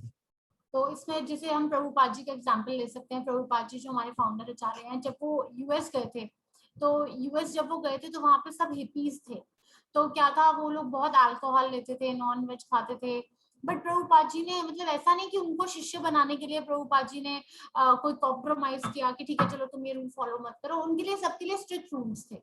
तो वो सब, अगर जो डिसाइपल्स बने, they had to follow those rules. और लास्ट और सबसे इम्पोर्टेंट चीज क्या है, जो गुरु है वो हमें कृष्णा से तभी मिला सकते हैं जब उनके खुद के पास कृष्णा होंगे। तो गुरु को खुद भक्त होना चाहिए, मतलब कृष्णा को, तभी वो हमें भक्ति प्रदान कर सकते हैं ना, जब वो खुद भक्त होंगे। तो तभी हमें ये सारी जो चीजें हैं, ये हमें कोई भी गुरु एक्सेप्ट करने से पहले हमें ये चीजें चेक करनी चाहिए। तो अब हमें ये समझ आ गया कि शिष्य कैसा होना चाहिए, गुरु कैसा होना चाहिए, सब पता चल गया हमें। अब नेक्स्ट क्या आ रहा है कि हमें गुरु के पास कैसे जाना चाहिए। तो क्या बता रहे हैं, प्रणिपातेना, सबसे पहले आके गुरु के सामने, मतलब हमें एकदम गुरु को प्रणाम करना चाहिए। उससे क्या होता है, उससे हमारी जो फॉल्स ईगो है वो डिस्ट्रॉय होती है, हमारे अंदर जो ईगो होती है वो डिस्ट्रॉय होती है। और हम एक, मतलब हम डिपिक्ट करते हैं, हम बताते हैं कि हम उनके, हम सरेंडर कर रहे हैं, हम आपके शरणागत हैं, आप ही हो जो मुझे कृष्णा से मिल पाओगे। तो एक वो वाली फीलिंग होती है। और नेक्स्ट क्या बता रहे हैं, परिप्रश्नेन। तो अपने आप, जैसे अब मान लीजिए कि गुरु है, अगर कहीं पे हमने को देखा होगा कि कोई गुरु, कोई ऐसे होते हैं, अगर उनसे कुछ पूछ ले तो वो अलाउ नहीं करते कि नहीं, क्वेश्चंस आप नहीं पूछ सकते, हमने जो बता दिया that is the final word. लेकिन अगर हम भगवत गीता को ही देख लें जो हम अभी पढ़ रहे हैं, ये जो पूरी भगवत गीता है ये क्वेश्चन आंसर्स ही हैं। अर्जुन क्वेश्चंस पूछ रहे हैं, भगवान आंसर कर रहे हैं। सिमिलरली अगर आप श्रीमद् भागवतम कभी पढ़ेंगे तो देखेंगे, अगर आपने आप कभी पढ़ी हो, तो उसमें भी 18,000 श्लोक हैं और they are all mostly question answers, कि कोई क्वेश्चन पूछ रहे हैं फिर आंसर मिल रहा है। तो इस तरह से क्वेश्चन जो है करना बहुत इंपॉर्टेंट है। और नेक्स्ट क्या बता रहे हैं, जो क्वेश्चन करना कैसे है वो भाव भी बहुत इंपॉर्टेंट है। ऐसा नहीं कि आप अपने गुरु को चेक करने के लिए क्वेश्चन कर रहे हैं कि चलो देखते हैं, टेस्ट करते हैं हमारे गुरु को कितनी नॉलेज है। तो क्वेश्चन भी उनको, उनसे बहुत विनम्र भाव से हमें क्वेश्चन पूछने। और नेक्स्ट है कि किस तरह के क्वेश्चन पूछने हैं। इसमें हमने जैसे पहले बात की, कोई डाउट नहीं है, सिर्फ हमें वो क्वेश्चन पूछने हैं ब्रह्म जिज्ञासा, मतलब जो भगवान से रिलेटेड हो, जो क्वेश्चन हमें भक्ति में आगे बढ़ाएं, हमें वो क्वेश्चन पूछने हैं। और लास्ट में क्या बता रहे हैं, सेवया, मतलब गुरु को, जो ऐसा नहीं कि हमें सिर्फ गुरु से क्वेश्चन आंसर्स के लिए हम गुरु के पास जा रहे हैं, उनको अप्रोच कर रहे हैं, हमें गुरु की सेवा भी करनी चाहिए। और सेवा करेंगे तो बदले में हमें क्या मिलेगा, कृष्ण भक्ति मिलेगी, कृष्ण का प्यार मिलेगा। तो यहाँ ये बता रहे हैं। आगे चलते हैं 4.35 में क्या करें, तो अब ये इसमें बता रहे हैं कि दिव्य ज्ञान लेने का फायदा क्या है। वो कृष्णा इस श्लोक में बता रहे हैं दो चीजें होंगी। सबसे पहले तो जिसने ये ज्ञान ले लिया वो फिर कभी माया में नहीं फंसेगा, पुनर्मोहन मतलब दोबारा से मोह में नहीं फंसेगा। और मोह कौन सा, माया कौन सी, ये समझना कि मैं ये शरीर हूँ और इस शरीर से जो भी चीजें लिंक्ड हैं वो सब मेरी हैं, सब मेरी सुने, सब मेरे हिसाब से काम करें, सब मेरा है, सब मुझे खुश रखने की कोशिश करें, मैं कंट्रोलर हूँ, मैं मास्टर हूँ, मालिक हूँ। तो ये सब सोचना ये माया है। तो ये माया सबसे पहले चली जाए। तो अब देखा जाए तो अर्जुन भी तो इसलिए परेशान है, पूरी गीता भगवान को बोलनी ही इसलिए पड़ी क्योंकि वो खुद को शरीर समझ रहा था और सब लोगों को अपना समझ रहा था। अब दूसरा क्या होगा, एक तो ये है कि ये चला जाएगा डाउट, और दूसरा क्या होगा कि कृष्णा बता रहे हैं कि तुम्हें ये एहसास हो जाएगा कि सब जीव, हर एक जीव मेरा ही अंश है और मेरे हैं। सिर्फ इंसान नहीं, सिर्फ इंडियंस नहीं, सब हर एक जीव, चाहे कोई कीड़ा हो या कोई भी, कृष्णा कह रहे हैं कि वो सब मेरे हैं, वो मेरे हैं। तो ये सारा परिवार कृष्णा का है और इसलिए भी कृष्णा भेदभाव नहीं करते। और अगर आपको ये ज्ञान समझ में आ जाए तो आज बहुत क्राइम भी कम हो जाएगा। लोग क्या आपस में जो ईर्ष्या है वो कम हो जाएगी क्योंकि सब समझने लगेंगे कि ये सामने वाला भी कृष्णा का अंश है। जी बिल्कुल भी। तो अभी आगे क्या बता रहे हैं कि जो ये सब एक, जो मैं श्लोक शेयर करती हूँ नेक्स्ट 4.36।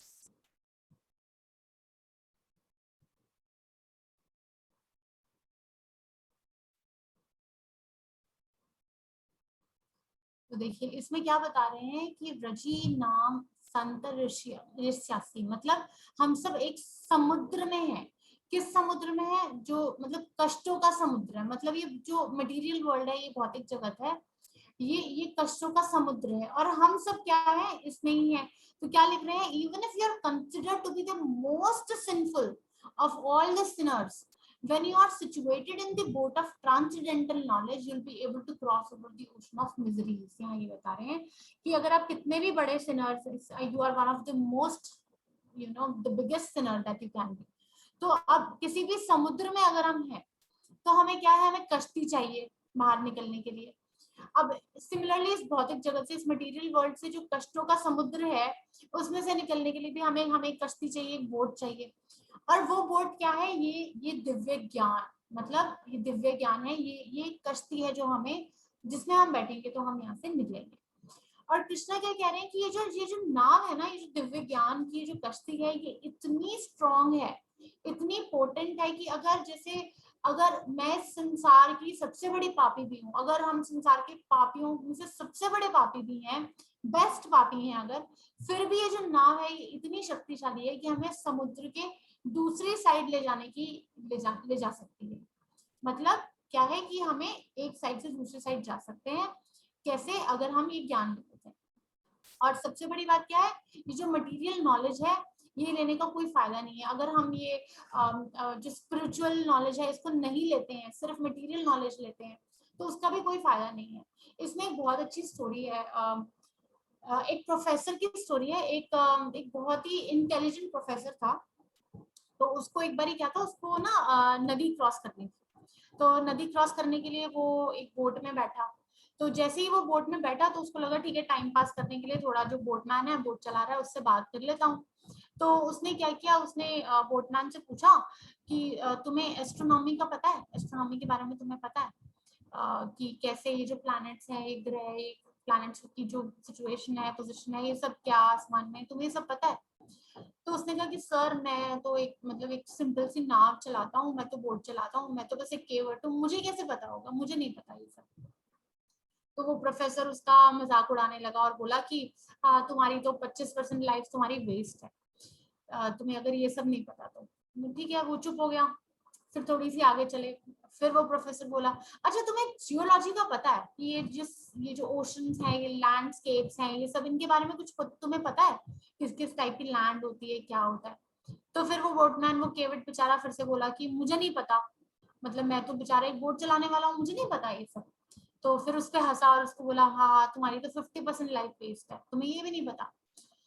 तो ठीक है, फिर अब क्या हुआ, फिर उस प्रोफेसर ने आगे चला थोड़ा सा, फिर उसको बोला अच्छा पॉलिटिक्स के बारे में तो पता होगा तुम्हें, पॉलिटिक्स तो पता ही होगा, कौन मतलब जो प्राइम मिनिस्टर कौन है और अमेरिका के पीएम कौन है, इंडिया के कौन है, ये सब तो तुम्हें पता होगा थोड़ा बहुत तो वो बोला कि नहीं मुझे तो ये भी नहीं पता। तो बोला अरे यार तुम्हारी तो 75% लाइफ तुम्हारी वेस्ट है। तो इतने में क्या हुआ, अभी ऐसे वो कॉन्वर्सेशन चली रही थी, इतने में बहुत तेज तूफान आ गया और वो लोग बिल्कुल जो बोट है बिल्कुल वो नदी के सेंटर में थी एकदम बिल्कुल, और बहुत तेज तूफान आ गया, बारिश आने लगी और बोट जो है वो पलटने वाली थी एकदम। तो जो बोटमैन है वो बोला कि सर आपको स्विमिंग आती है? तो प्रोफेसर बोला, ऐसे बोला कि नहीं मुझे नहीं आती स्विमिंग। तो बोटमैन बोला फिर तो आपकी 100% लाइफ रिस्क है। क्यों? क्योंकि क्या हुआ कि वो तो डूब गया जो प्रोफेसर था, लेकिन जो बोटमैन था वो तैर के आगे चला गया, और बट वो प्रोफेसर है वो डूब के मर गया। तो सिमिलरली ऐसे ही जो ये स्पिरिचुअल नॉलेज अगर हमें नहीं है, ये मटेरियल वर्ल्ड की ये भौतिक ज्ञान, ये हमने एजुकेशन ले ली, हमने डिग्री कर ली, हमने पढ़ाई कर ली, हम जॉब कर रहे हैं, अगर हमें स्पिरिचुअल ज्ञान नहीं है तो हमारी जो लाइफ है वो पूरी की पूरी हमारी लाइफ जो है वो 100% वेस्ट है। तो 4.37 में कृष्णा आग का एग्जाम्पल लेके समझा रहे हैं अर्जुन को कि चाहे कितनी भी लकड़ियां हो, लेकिन आग जो है उनको जला के राख बना सकती है। उसी तरह से कृष्णा बता रहे हैं कि करोड़ों करोड़ों जन्मों के कर्म फल हो सकते हैं हमारे, ध्यान अग्नि मतलब दिव्य ज्ञान की जो अग्नि है उन सब कर्मों के फलों को भस्म कर सकती है। इतनी पावरफुल है ये दिव्य अग्नि। अब ये तो हम मानते हैं कि हम सब यहाँ सफर कर रहे हैं, कोई ज्यादा सफर कर रहा है कोई कम कर रहा है, मगर यहाँ आए तो सफर करने ही है। और सफर क्यों कर रहे हैं? क्योंकि पिछले जन्मों में जो कर्म किए थे उनका फल भोग रहे हैं। और फल क्यों मिले? क्योंकि इच्छाएं थी तो वो पूरी की। अब कोई भी कार्य करेंगे तो उसका फल तो मिलेगा, या पाप या पुण्य। तो इच्छाएं क्यों रखी? क्योंकि ज्ञान नहीं था। ज्ञान कैसा कि मैं कौन हूँ, शरीर नहीं एक आत्मा हूँ, मेरे जीवन का उद्देश्य क्या है। तो ये अज्ञानता है, और इस अज्ञान से इच्छाएं उत्पन्न होती हैं। उन इच्छाओं को पूरा करते हैं तो कर्म करते हैं, तो पाप या फिर पुण्य मिलते हैं, और उन कर्मों की वजह से सफर कर रहे हैं। तो उस अज्ञान को हटाने के लिए यही दिव्य ज्ञान चाहिए, और ये ज्ञान सारे कर्मों के फलों को राख बना देता है।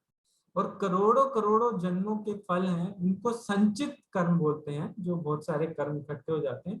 अभी तो थोड़े से फल मिल रहे हैं, जो संचित कर्म है उनमें से तो कई सारे अभी भी बीज होंगे, पता नहीं कब बड़े होंगे वो मिलेंगे हमें। फिर इसमें एक एग्जाम्पल आता है धृतराष्ट्र का। जैसे धृतराष्ट्र के 100 पुत्र, धृतराष्ट्र को मिलना था कि उसके 100 पुत्र मरेंगे, मगर उसने 100 जन्म पहले, काफी जन्म पहले, शायद 100 जन्म था, उसमें एक शिकारी था वो, और उसने 100 चिड़िया के बच्चों को अंधा करके मार दिया था। तो अब उसको 100 जन्मों के बाद अब उसका कर्म मिलना था कि उसके 100 बच्चे होंगे, और फिर उसके 100 बच्चे मरेंगे। तो इसलिए अब उसको 100 जन्म लग गए। वो कर्म एक्चुअली उसका पुण्य इकट्ठा करना था कि पहले उसके 100 बच्चे हों, तभी तो उसका फल मिलेगा। तो इसलिए हमें नहीं पता कब कहाँ कैसे कर्म का फल मिलेगा। तो आगे कृष्णा क्या बता रहे हैं, कंटिन्यू कर रहे हैं कि दिव्य ज्ञान के बारे में ही बता रहे हैं कि ये जो ज्ञान है ये सबसे ज्यादा पवित्र है, इतना पावरफुल है कि हमारे जो हमारी चेतना है, हमारे चित्त है, इस पे जितने भी कल्मश है उस सबको हटा सकता है। जो करोड़ों जन्मों से हम अपने जो चित्त पे हम मैल लिए आ रहे हैं वो सबको उसको क्लीन कर सकता है। ये जितना पावरफुल है यहाँ ये बता रहे हैं। आगे कृष्णा क्या बता रहे हैं, जो शांति का फॉर्मूला है वो बता रहे हैं, कैसे हमें 4.39 में बताते हैं कैसे हमें शांति मिल सकती है। अगर कोई शांत रहना चाहता है, अगर कोई मतलब हर कोई चाहता है, आजकल तो सब यही चाहते हैं कि कैसे हमें शांति मिले, कोई चिंता ना आए, कोई टेंशन ना आए। तो उसके दो रास्ते हैं। सबसे पहले क्या है कि विश्वास होना चाहिए, किसमें? कृष्णा में, कि उनके कहे हुए शब्दों में, जो भगवत गीता में लिखा है उसमें, कृष्णा के भेजे हुए जो प्रतिनिधि हैं, जो उनके रिप्रेजेंटेटिव्स हैं, गुरु हैं, उनमें, कौन से गुरु जो संप्रदाय में आते हैं उनमें। तो हमें विश्वास होना चाहिए शास्त्रों में, ठीक है, ये इसको बोलते हैं इंटेलिजेंटली हम अगर विश्वास करते हैं, ऐसा नहीं कि आंखें बंद करके विश्वास किया, हमने जो पढ़ा शास्त्रों में हम उन पे विश्वास करते हैं। और सेकंड क्या बता रहे हैं कि हमें अपनी इंद्रियों को, अपनी सेंसेस को कंट्रोल करना है, जो सबसे मुश्किल काम है कंट्रोल करना। लेकिन हमने इसका एक आसान तरीका भी आगे के चैप्टर्स में पढ़ा था, उसमें क्या था कि अगर हम अपनी सेंसेस को हायर टेस्ट दें, जैसे मान लीजिए अगर एक माँ है, अगर मान लीजिए उसके छोटे बच्चे ने चाकू पकड़ रखा है, तो क्या होगा कि अगर माँ उससे वो चाकू छीनने की कोशिश करेगी तो वो और टाइट ग्रिप कर लेगा चाकू पे, वो देगा नहीं। तो माँ को क्या करना है, उससे अगर चाकू लेना है तो उसको बदले में कोई टॉय देना पड़ेगा। मतलब माँ कितना भी समझा ले तुम्हें चोट लगेगी, ये वो बच्चा नहीं समझेगा। बट अगर उसके बदले में कोई कलरफुल सा टॉय दे दिया तो बच्चा क्या करेगा, वो चाकू छोड़ के अपने आप से वो टॉय ले लेगा। तो इसमें क्या है, हमने अपनी सेंसेस को हायर टेस्ट देना है। अगर हम अपनी सेंसेस से कुछ छुटवा रहे हैं तो उनको हायर टेस्ट देना है, और वो कृष्णा कॉन्शियसनेस है। तो ये दो बातें कृष्णा ने बोली हैं कि एक तो है कि हमें विश्वास दिव्य ज्ञान पे, दिस ट्रांसेंडेंटल नॉलेज, इस पे हमें trust, and second controlling the senses. अगर ये दो काम हम करते हैं तो हम शांति में रहेंगे, ये डेफिनेट है।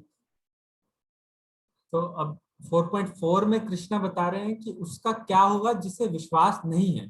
तो इस श्लोक में कृष्णा 3 टाइप के लोगों की बात कर रहे हैं। सबसे पहले तो वो जो इग्नोरेंट है, मतलब अनजान है। सेकंड आते हैं अश्रद्धा, मतलब जिसमें श्रद्धा या विश्वास नहीं है। और तीसरा वो जो हमेशा उलझन में या डाउट में रहते।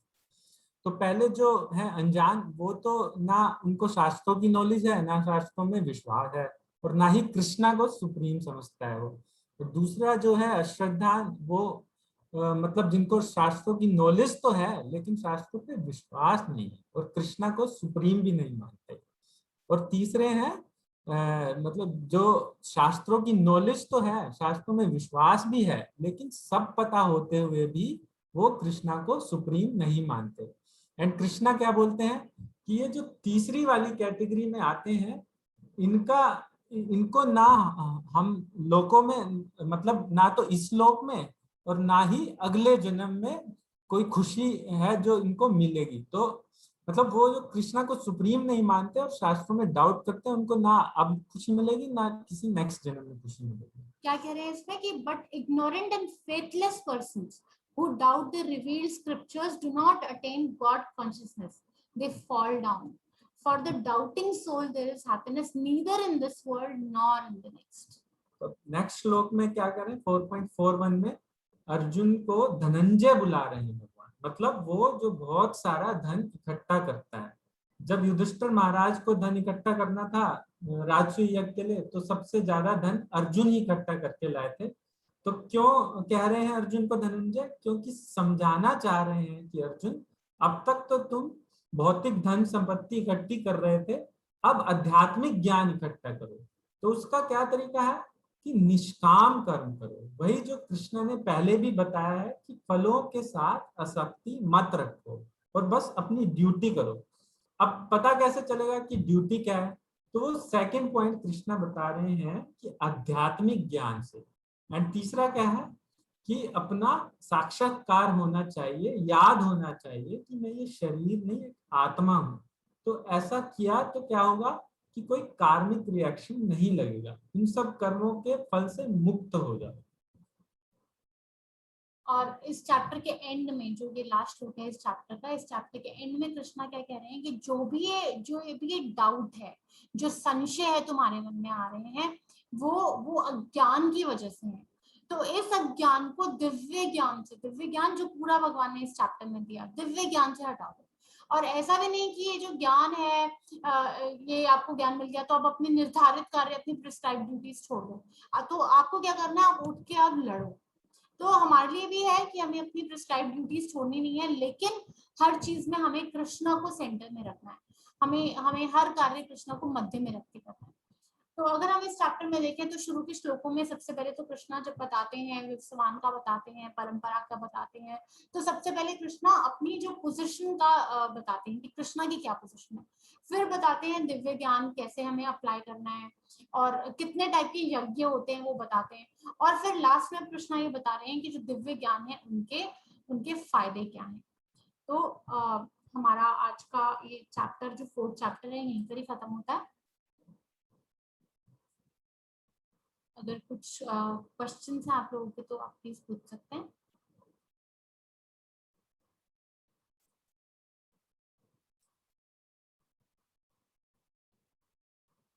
किसी को क्वेश्चंस हैं? अगर कुछ क्वेश्चन है, कोई कोई सजेशन? सजेशन है तो आप प्लीज पूछ सकते हैं।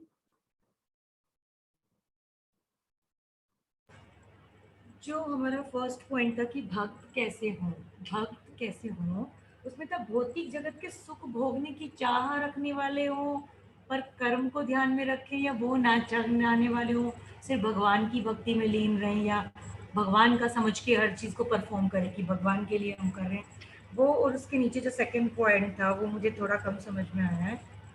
वो तो इसमें क्या बता रहे हैं कि भक्त की क्वालिटीज बता रहे हैं कि भक्त कैसे होने चाहिए। तो भक्त की जो विशेषताएं हैं वो बता रहे हैं। तो भक्त की विशेषताएं क्या है कि भक्त जो है सबसे पहले जो फर्स्ट और सबसे इम्पोर्टेंट है वो ये है कि वो कोई भी काम ना अपने लिए नहीं करते, मतलब they are not attach to the जो भी उनके कर्म के फल है उनके साथ वो अटैच नहीं होते, मतलब वो कर्म करते हैं। सबसे पहले हमने ये, और इसमें हमने एग्जाम्पल लिया था अगर आपको याद हो तो बैंक में काम करने वाले इंसान का, किसकी जो भक्त हैं वो अपने कर्म के फलों से अटैच नहीं होते, यहाँ ये बताया था। और हमने ये भी बताया था कि उनमें जो है वो लस्ट नहीं होती। लस्ट मतलब कोई जो डिजायर, लस्ट क्या है, any desire for the satisfaction of our senses, तो वो उनमें वो डिजायर नहीं होती है। तो ये भक्त की क्वालिटीज हैं।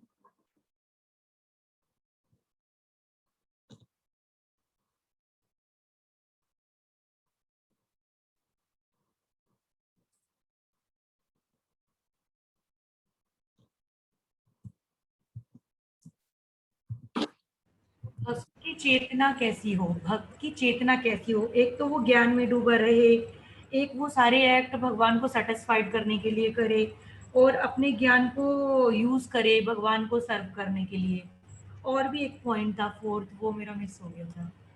भक्त की चेतना कैसी होनी चाहिए? ये होनी चाहिए कि भक्त जो है वो निराशीर होते हैं, मतलब वो बिना किसी उनको कोई कोई डिजायर नहीं होती। और नेक्स्ट है कि उनको जो फीलिंग ऑफ ओनरशिप नहीं होती है, फीलिंग ऑफ प्रोप्राइटरशिप नहीं होती है उनको।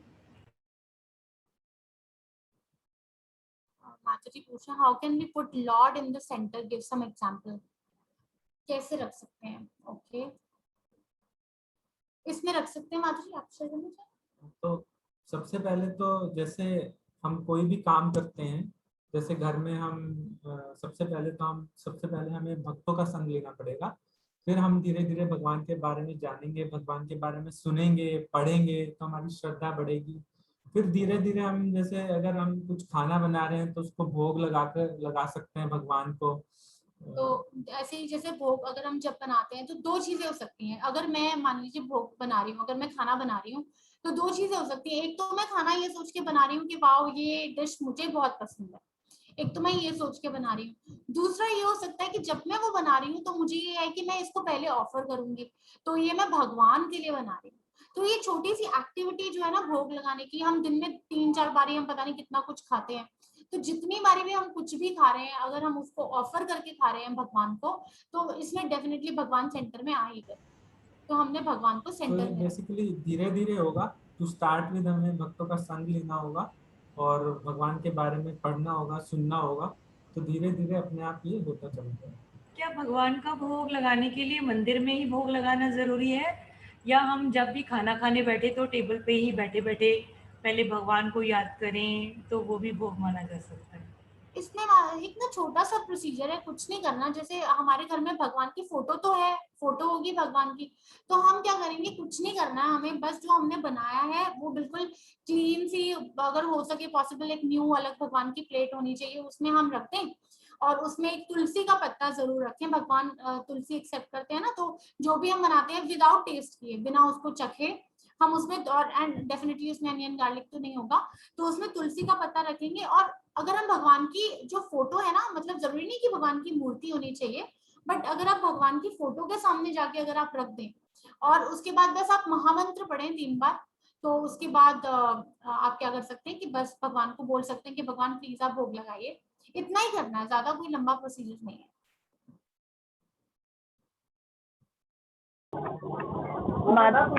माता जी इसमें मेरा एक प्रश्न है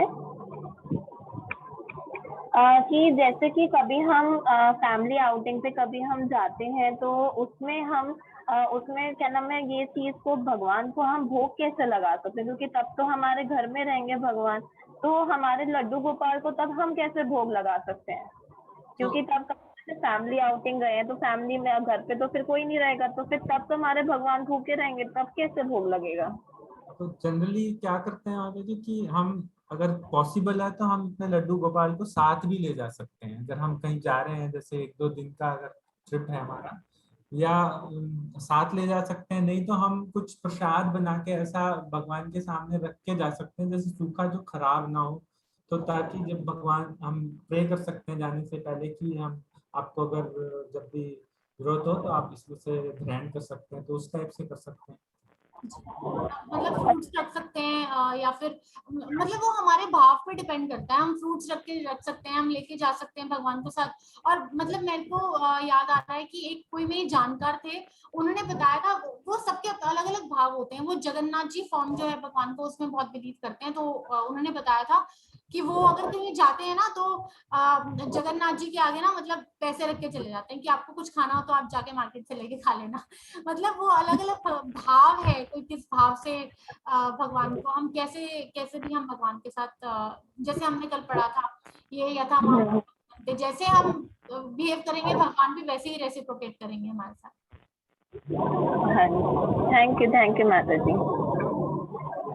हम जैसे फ्रूट्स रख के जा सकते हैं तो हम भगवान से प्रे कर सकते हैं कि हम पूरे दिन हमें जाना पड़ रहा है, हम बाहर हैं, तो आप प्लीज ये भगवान आप ये फ्रूट्स आप खा लीजिएगा। तो वो हमारे भाव पे डिपेंड करता है।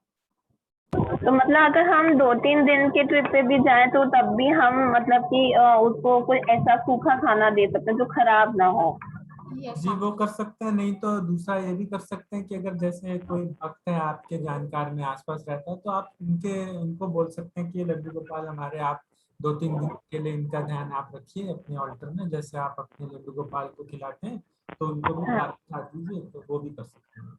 और ना माता जी डिजायर होनी मतलब बड़ी बात है। आपके मन में ये डिजायर है भगवान वो भाव देख के भगवान इतना खुश हो जाएंगे कि हाँ इन्होंने एटलीस्ट मेरे बारे में इतना सोचा तो सही। बाकी तो सब कुछ उनका है, ऐसा तो नहीं कि वो हमारे जो प्रसाद देने के लिए वो डिपेंडेंट है, हमारे भोग के लिए वो बैठे हैं, वो सब कुछ तो उनका ही है। वो सिर्फ हमारी डिजायर देख के खुश हो जाएंगे कि भाई हाँ इन्होंने मेरे लिए इतना सोचा। भाव जो है वो मैटर करता है। हाँ जी।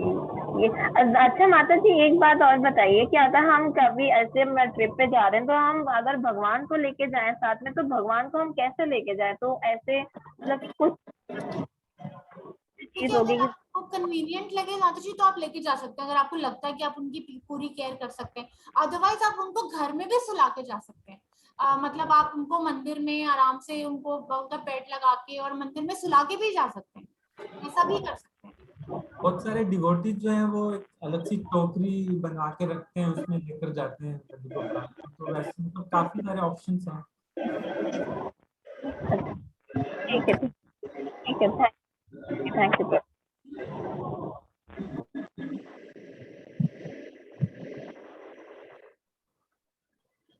ठीक है रामेश्वर प्रभु जी, और कोई अगर क्वेश्चंस नहीं है तो हम सेशन एंड कर सकते हैं।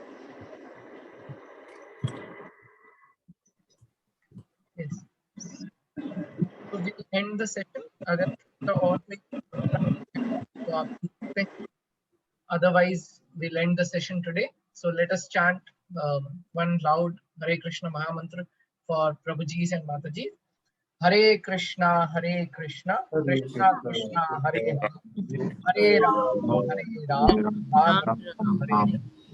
जय श्री कृष्ण चैतन्य प्रभु नित्यानंद श्री अद्वैत गदाधर श्रीवासादि गौर भक्तवृंद कृपा सिंधु पतितानां पावनेभ्यो वैष्णवेभ्यो नमो नमः। श्री प्रभुपाद की जय। हरे Krishna. Thank you so much. And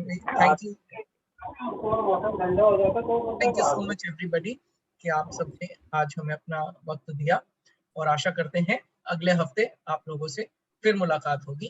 अगर किसी का कोई भी प्रश्न हो तो आप जो है हमें व्हाट्सएप में मैसेज कर सकते हैं। हरे कृष्ण।